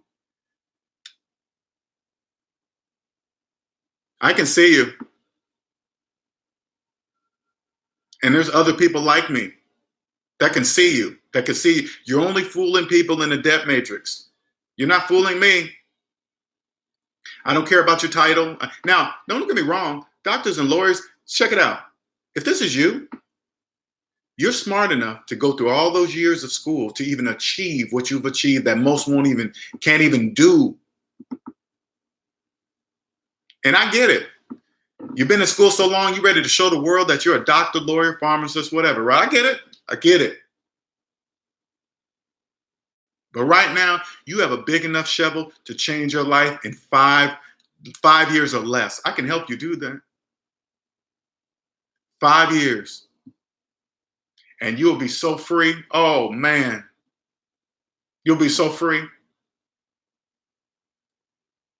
But right now, I can see you. You're not fooling anybody. I mean, you're not fooling me or people like me. You're only fooling people in the debt matrix. And this is not to talk down to you. I'm not. I'm trying to show you something. She will have to put in some effort to clean up the debt if she want to relate. Exactly. All right. Exactly. All right. Check it out, man. This is non-negotiable. You can call me an a-hole. You can call me you ain't this and that. No, it's just math. I'm sorry. I know your feelings are getting involved. Please take your feelings out of mathematics. Please. It doesn't have any place in there. Take them out. 1 + 1 is always going to equal 2, no matter how you feel about it. Okay. I guess we're just going to be friends. All right. I will even tell them before having sex. I don't want that intermix. I don't want you saying, oh, you just wanted to hit. No. Now, if it's just that, it will be explained just that. But if you look for a relationship, like you see a woman and you're thinking about you want to have a relationship with them and they're in debt, don't even have sex because you don't even want that mixed in there. You don't want them saying, oh, you just want to hit it and leave them. No, it's because you are in debt. Oh, I'm a lawyer. I don't care. Why you? I just want to go. Why are you saying that? That has nothing to do with nothing. You're in debt. You're a lawyer in debt. expensive cars all the time. They can't afford average car payment. Average car payment, it's up to $550 now, Ulysses. $550. I saw a commercial on TV the other day. They said you can lease a brand new Navigator for $972 a month. Are you insane? Almost $1,000 a month? They wouldn't advertise that if people wasn't doing it. Oh my God.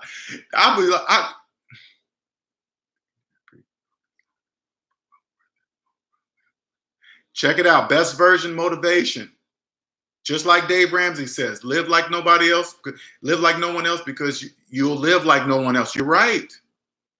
It's going to seem lonely because remember, there's 85% of the people are in debt, in the debt matrix. You got to come out here and find the 15% of us that are not. And how will you find us? By the way you speak about money. If you walk up into a crowd and talking about you got an excellent percentage rate on your brand new car, you're in a debt matrix. Because I guarantee you this is how you pick out a person that you might think that's that you might believe that's outside the debt matrix. You walk up to them and say, "Hey, damn, that's a nice car, man. I know that car payment's hitting." A person with no bills, they go, "Car payment? Oh no, I don't do that." They will tell you quick. But if they turn to you and say, "Oh man, it ain't nothing. That's all you need to know. That's it. That's all. Nothing else needs to be said. You making payments on a depreciating object with interest? Don't ever do that." Oh man, I read an article last year. I made a video about it too. 7 million. And that's only the people they can keep track of. That doesn't include the people that finance cars off the books. Finance here, pay here. Those people are not included in that factor, two jobs. They're making a killing. I got a friend I mentor, okay? He's like 21. He owns his own car dealership. He's a small dealership. He's a multi-millionaire right now, and he's 21. He's doing his whole business debt-free. I'm not angry at him. It's business. I don't put my feelings into business. Don't ever do that, ever. If people want to finance cars, go finance cars. Everybody can't be rich. It would never work if everybody was rich because there would be nobody left to finance cars if everybody was rich. So get on this side of the game. This is all the choice, people. It's all the choice. You choose to use math on your finances or you don't. It's not. Don't be one of those people that are complaining about student loans. Oh my God, student loans are the devil. How could they do this to us? Oh my God, they take people. Sally Mae took all the people to Hawaii. So what? Pay yours off and you won't care what Sally Mae does with their employees. You won't even care. True? I'm not. 2 jobs. Yes, America's in debt. I'm not. It's horrible. It's a terrible thing. Not if you're financially free or you're rich. It's not a terrible thing. It's not. Sorry. You get on this side 2 jobs, you're going to be rich. Whatever it is that you might want to do for a living, I promise you this. When debt's removed out of your brain, whatever it is, because this is what I truly believe. Everybody has something in their mind that they would love to be doing that would not feel like work. And if they can make money from it, they would never work another day in their life. Everybody has that. But debt is blocking that. You think I knew that I was going to be making debt free, create DebtAintMyDaddy, and help other people become financially free? I didn't think that. But once I became free, it was clear as day. I knew I wasn't wrong with my direction. You know why? Because everything I'm saying to you, I can prove with mathematics. Everything. People jump on. Man, I get challenged all the time by financial gurus. You're wrong, Linnell. Before I start with the exchange of the information, this is what I say to them. When I'm right, I want you to tell me I'm right. Before we even start, if I'm right, I want you to make sure you tell me I'm right in front of everybody. Let's go. Hey, you should invest in your 401k and this interest and that, and then you take this interest and then you put it. You think people understand that stupid nonsense? Nobody understands that. Oh, take this and don't pay off your student loan. Invest in here and take that percentage, and because this percentage in the student loan is this much and this is much, and you take this and that. That doesn't. You know what I say? Savings minus debt equals how much money you have to invest in outside of yourself. Is it in a negative? Yes. You're not investing in anything. So stop talking about that.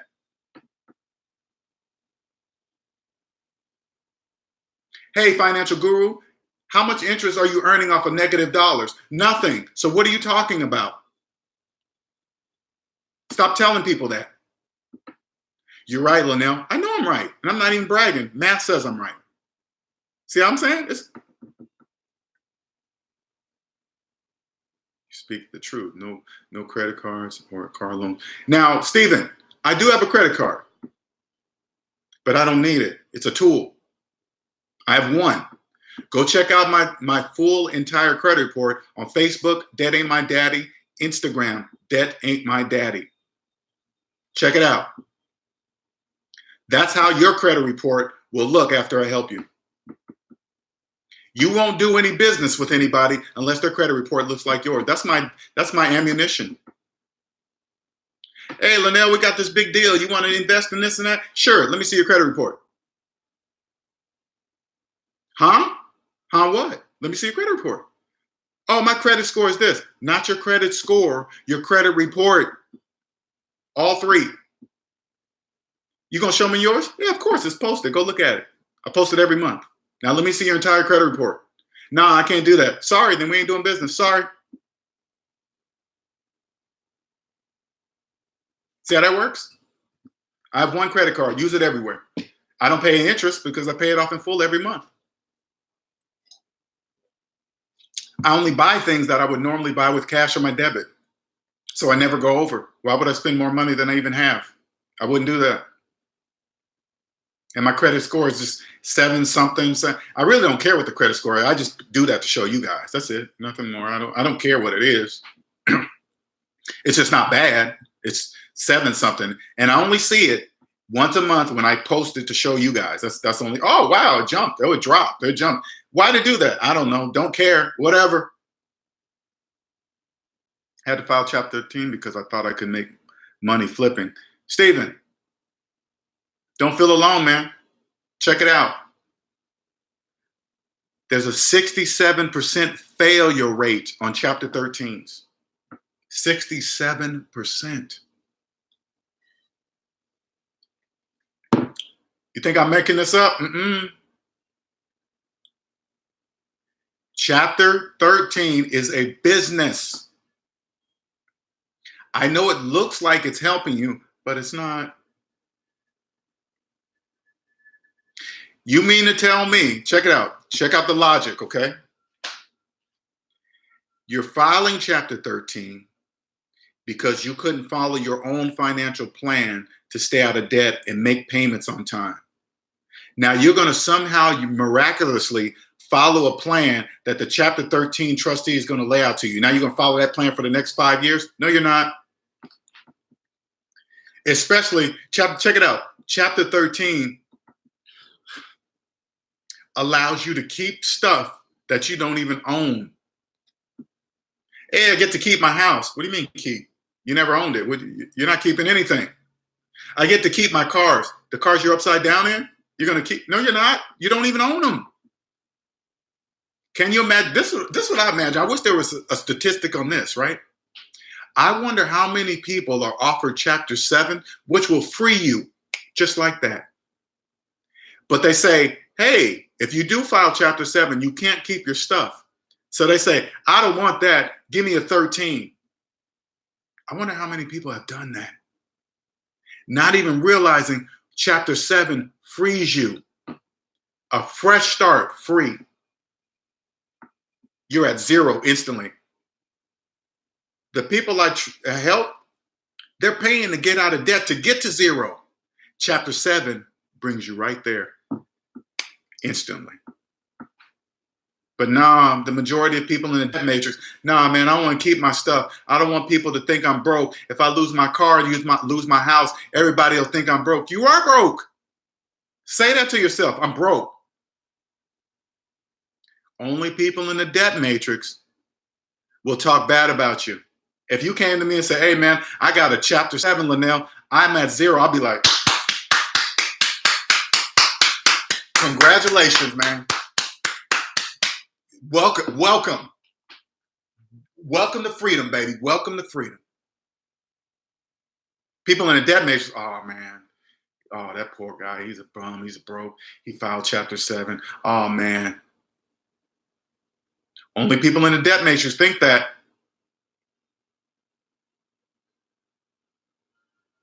Stephen, you got to follow all the chapter 13 rules, baby. You can do this. You can't do this. If you make more money, you better let us know, else we're going to kick you out the program. You better cross your T's and dot your I's for the next 5 years. Screw that. No, sir. Get rid of all that stuff you don't even own and start fresh. If you got check this out. If you got a mortgage, a FHA mortgage, and you're inside of a chapter 13, I have some bad news for you. You're never going to own that house, ever, ever. Let it go. Let it go. You're only holding yourself back, I promise you. They used to put whites, but black folks didn't make them. But when black folks did, they made. Black and white used what? What are you talking about? Like bankruptcy? Is that what you're talking about, two jobs? Bankruptcy, black, white folks, something like that? I'm going to make sure I'm clear on what you're saying to me.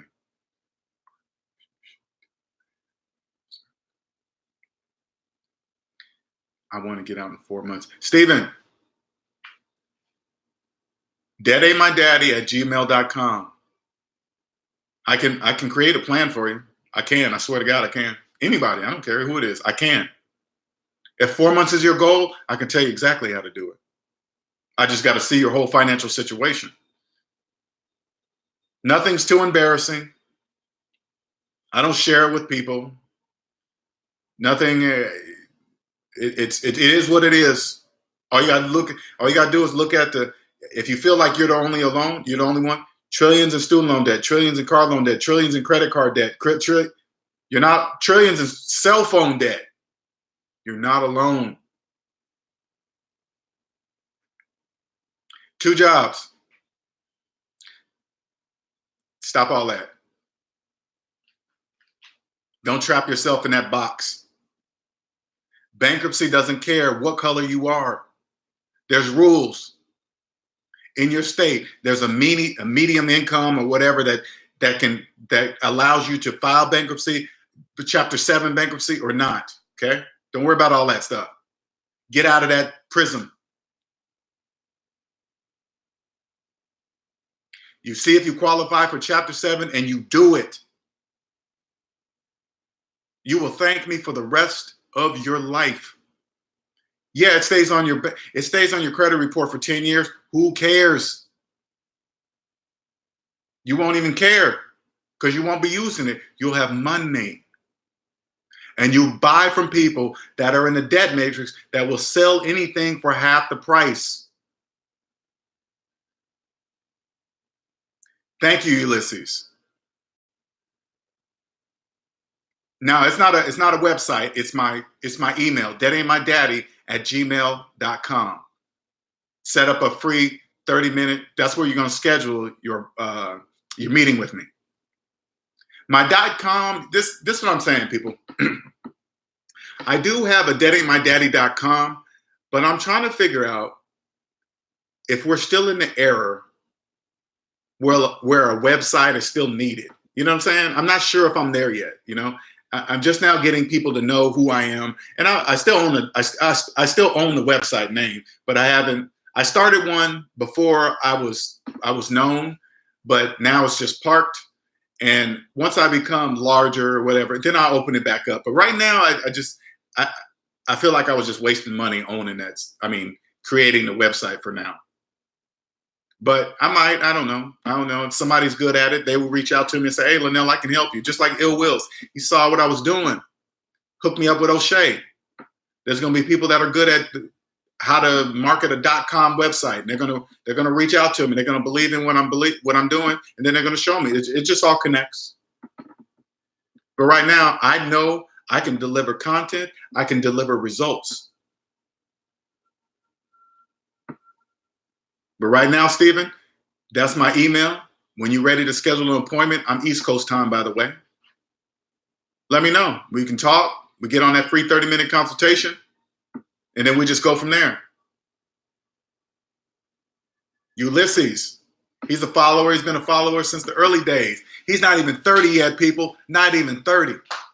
No debt, job, and owns his own business. What do you think about that? He's going to be a millionaire. A millionaire. And nobody's even going to know it or know how he did it. Or even know how he did it. Ulysses can tell. That's for you that is looking for Ulysses' name. DTN, Professional Window Cleaning. Okay, look at that. That's his business, by the way. Debt-free and not even 30 with his own business and a job. Totally free. If I was free like him at 30, before 30, oh, man. Ulysses, you tell, hey, man, I'm a millionaire. How? I have no debt. What? Nobody's going to understand.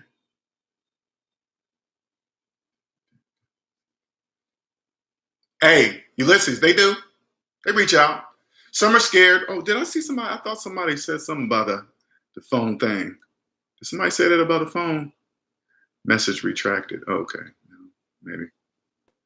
I thought I saw somebody say something about a phone call or nervous to speak to me on the phone. I think it's funny when people say that, hey, man, I was nervous to speak to you on the phone. I don't even know how to take that. Do I take that like, oh, man, because I'm so aggressive? I don't know. But I want you guys to know, don't be nervous. When you talk to me on the phone, I'm just like the way we talk on the phone, just like I'm talking right now. Don't be nervous. Nothing's too dumb. I don't want you to feel stupid. This is a safe zone. That Ain't My Daddy, Linnell Young, is a safe zone. I don't know lets me know you are ready. I don't know about that. I didn't know about that. I didn't understand that. That's okay. That lets me know that you're ready to know. Does that make sense?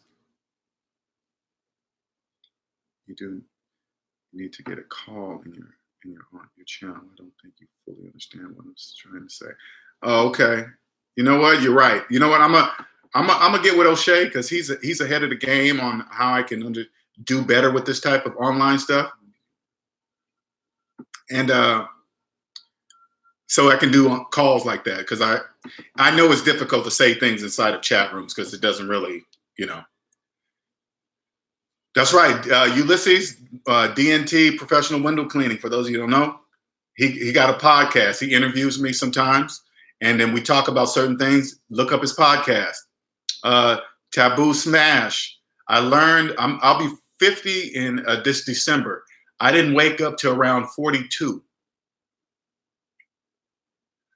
I realized that there was something wrong. I couldn't put my finger on it. The weird thing is I didn't know I was in debt. Now that I'm out of debt, I know why I didn't know, because I thought it was just normal to be in debt. Everybody in the debt matrix is in debt and they think it's normal. It's not normal. It's only normal to people in debt. It's not normal to keep your student loans that are old, have student loans that are older than your children. That's not normal. Yeah, college is expensive. If you pay on it for 20 years, it's really expensive. That's true. Any other questions? I've been on here for 2 hours, but don't let that deter you. I love this. This is my passion. Any other questions?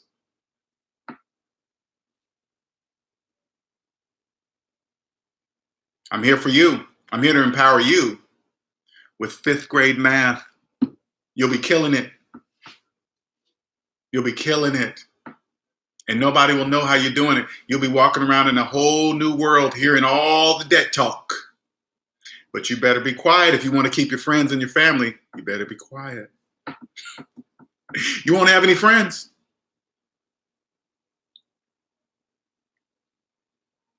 Any other questions before I get off?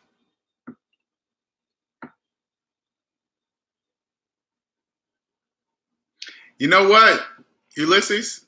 It's 2 hours been my longest? Oh, wow. I got, you know what? The people that have come over from Oshay's, I want to welcome them. I want everybody to know who I am and how I do it and how I will change your life. I want you guys to see that I love it. Love it. You guys that came from Oshay, hey, man, I'm not trying to tell him what to do, but try to encourage him to bring me on at least once a week on his show. That would be awesome, man. I would love to do that. I would love to do that. Once a week. Answer any personal finance question. It doesn't even matter. I'll answer them all.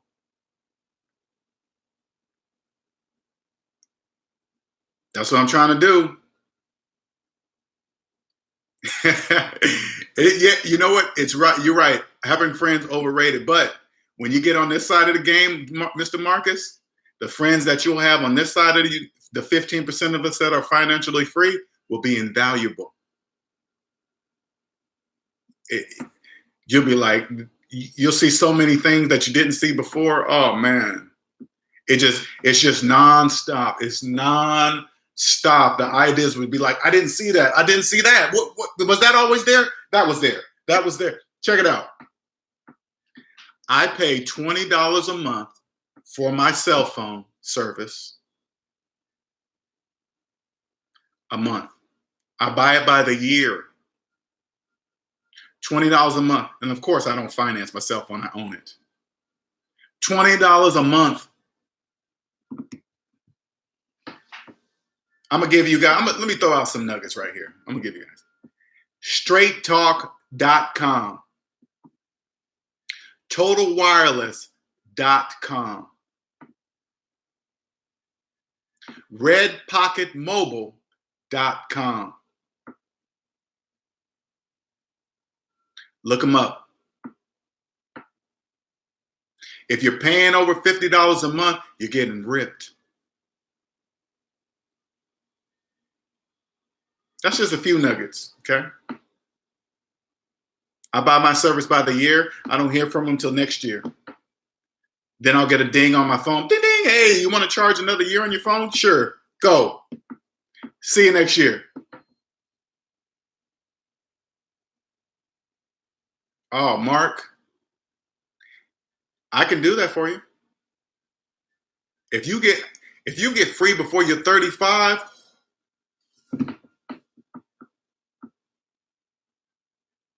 nobody won't even understand you.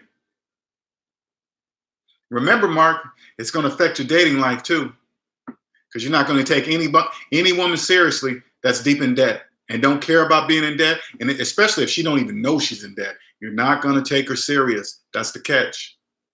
So your pool is going to shrink down to this size.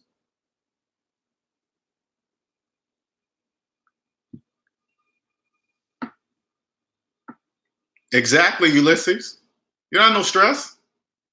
Plus, you're not even 30 yet, man. You won't even know what debt stress even feels like. The real kind. The hundreds of thousands of dollars in debt feel like, Ulysses. You won't even know what that feels like. And I'm glad to have helped you not to feel it. Thank you, man. I don't want you to feel that. LJ. John, of course. DebtAintMyDaddy@gmail.com. Let's talk. If you're in this room and you haven't even said anything, I can help you too. Guaranteed. Of course, it's not free. Of course that. But I guarantee when I get you the plan and you get out, I guarantee you'll say, Linnell, I would have paid you 10 times your price had I known this. Yes, you will.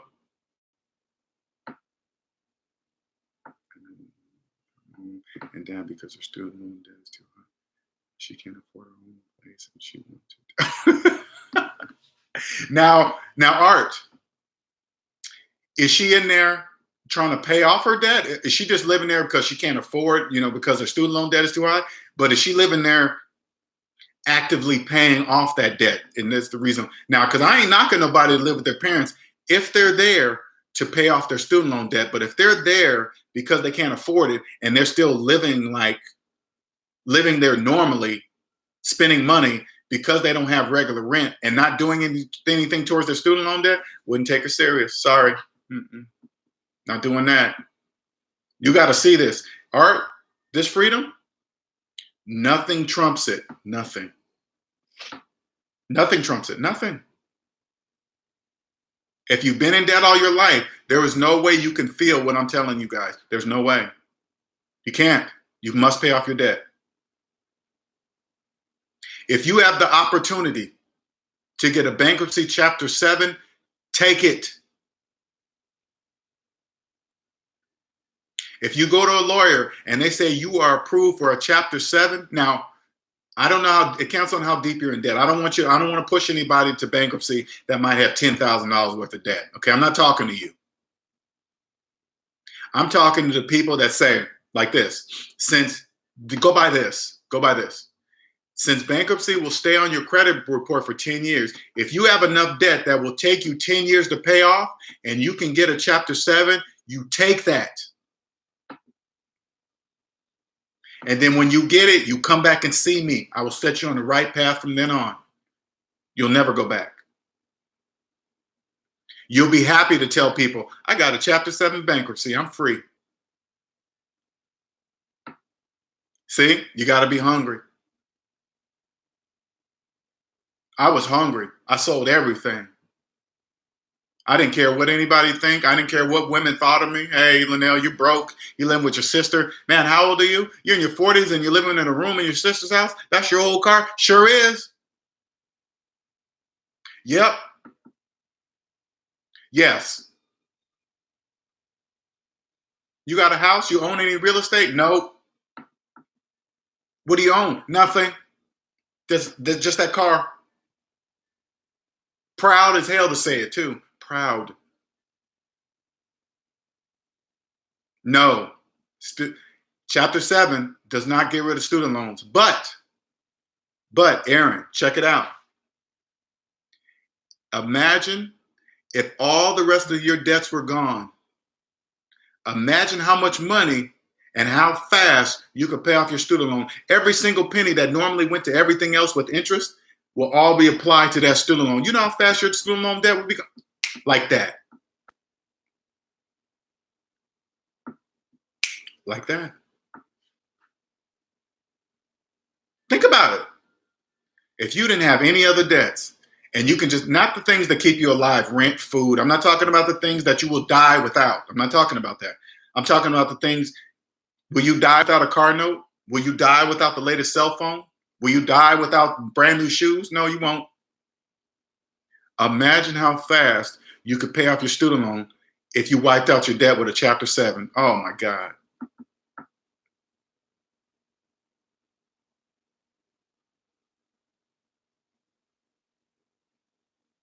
You'll be free.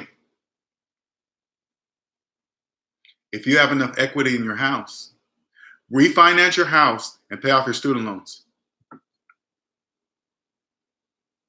Now you'll be economy safe in case another crash happens. You'll be safe. Because if it crashes again, you lose your job and lose everything you have. Guess what? Everything's gone, including your student loans. Don't be like people in the debt matrix refinancing a house and financing more cars and stuff. Don't do that. Refinance your house and pay off your student loans. Either way, if it doesn't crash or whatever, you're gonna have to pay on it anyway. It doesn't matter. But now your economy crash-proof safe. Did you guys hear what I said? The majority of people won't do that anyway. They got stuff on their minds. Any other questions? I love it. I love all the questions. I love them. Any other questions? Even you people that are quiet. Don't be embarrassed. Just say it, man. Say it. This is a safe zone, baby. Safe zone. I will be unlike anybody else you find on YouTube. You probably think I'm bragging when I say that, huh? I'm not. I make this so simple. So simple. 5th grade math simple. You're going to be mad at yourself. It's so simple. That kind of simple.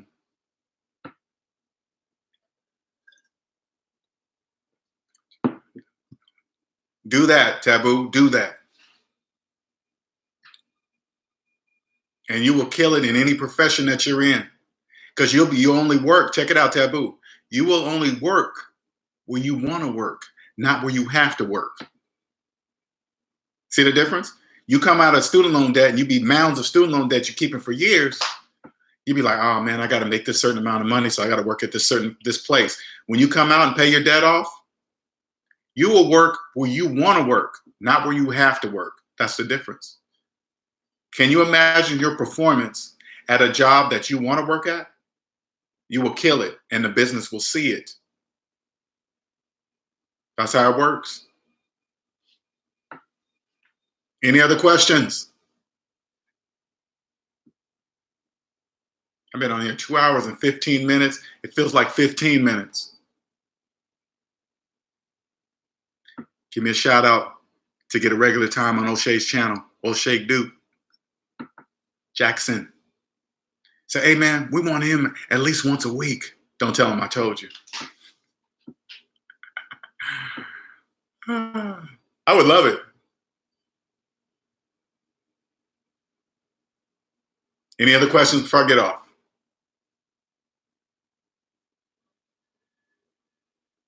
DebtAintMyDaddy at gmail.com to set up a free 30-minute consultation. Because I got a 2 o'clock coming up here soon. Subscribe, share, hit the reminder button when I come on live. I almost do these almost every day. Thank you all. I got to get off. I'm out of time now. I got to get prepared for this client. You guys have a wonderful day. Much appreciated to you all that came over from Oshay. Much appreciated. Please share. If you guys have any other financial YouTube pages you go to that would probably love me to come on their show or like my content, please share it with them. I'm trying to get the word out. All right, you guys have a wonderful day. Have a good one.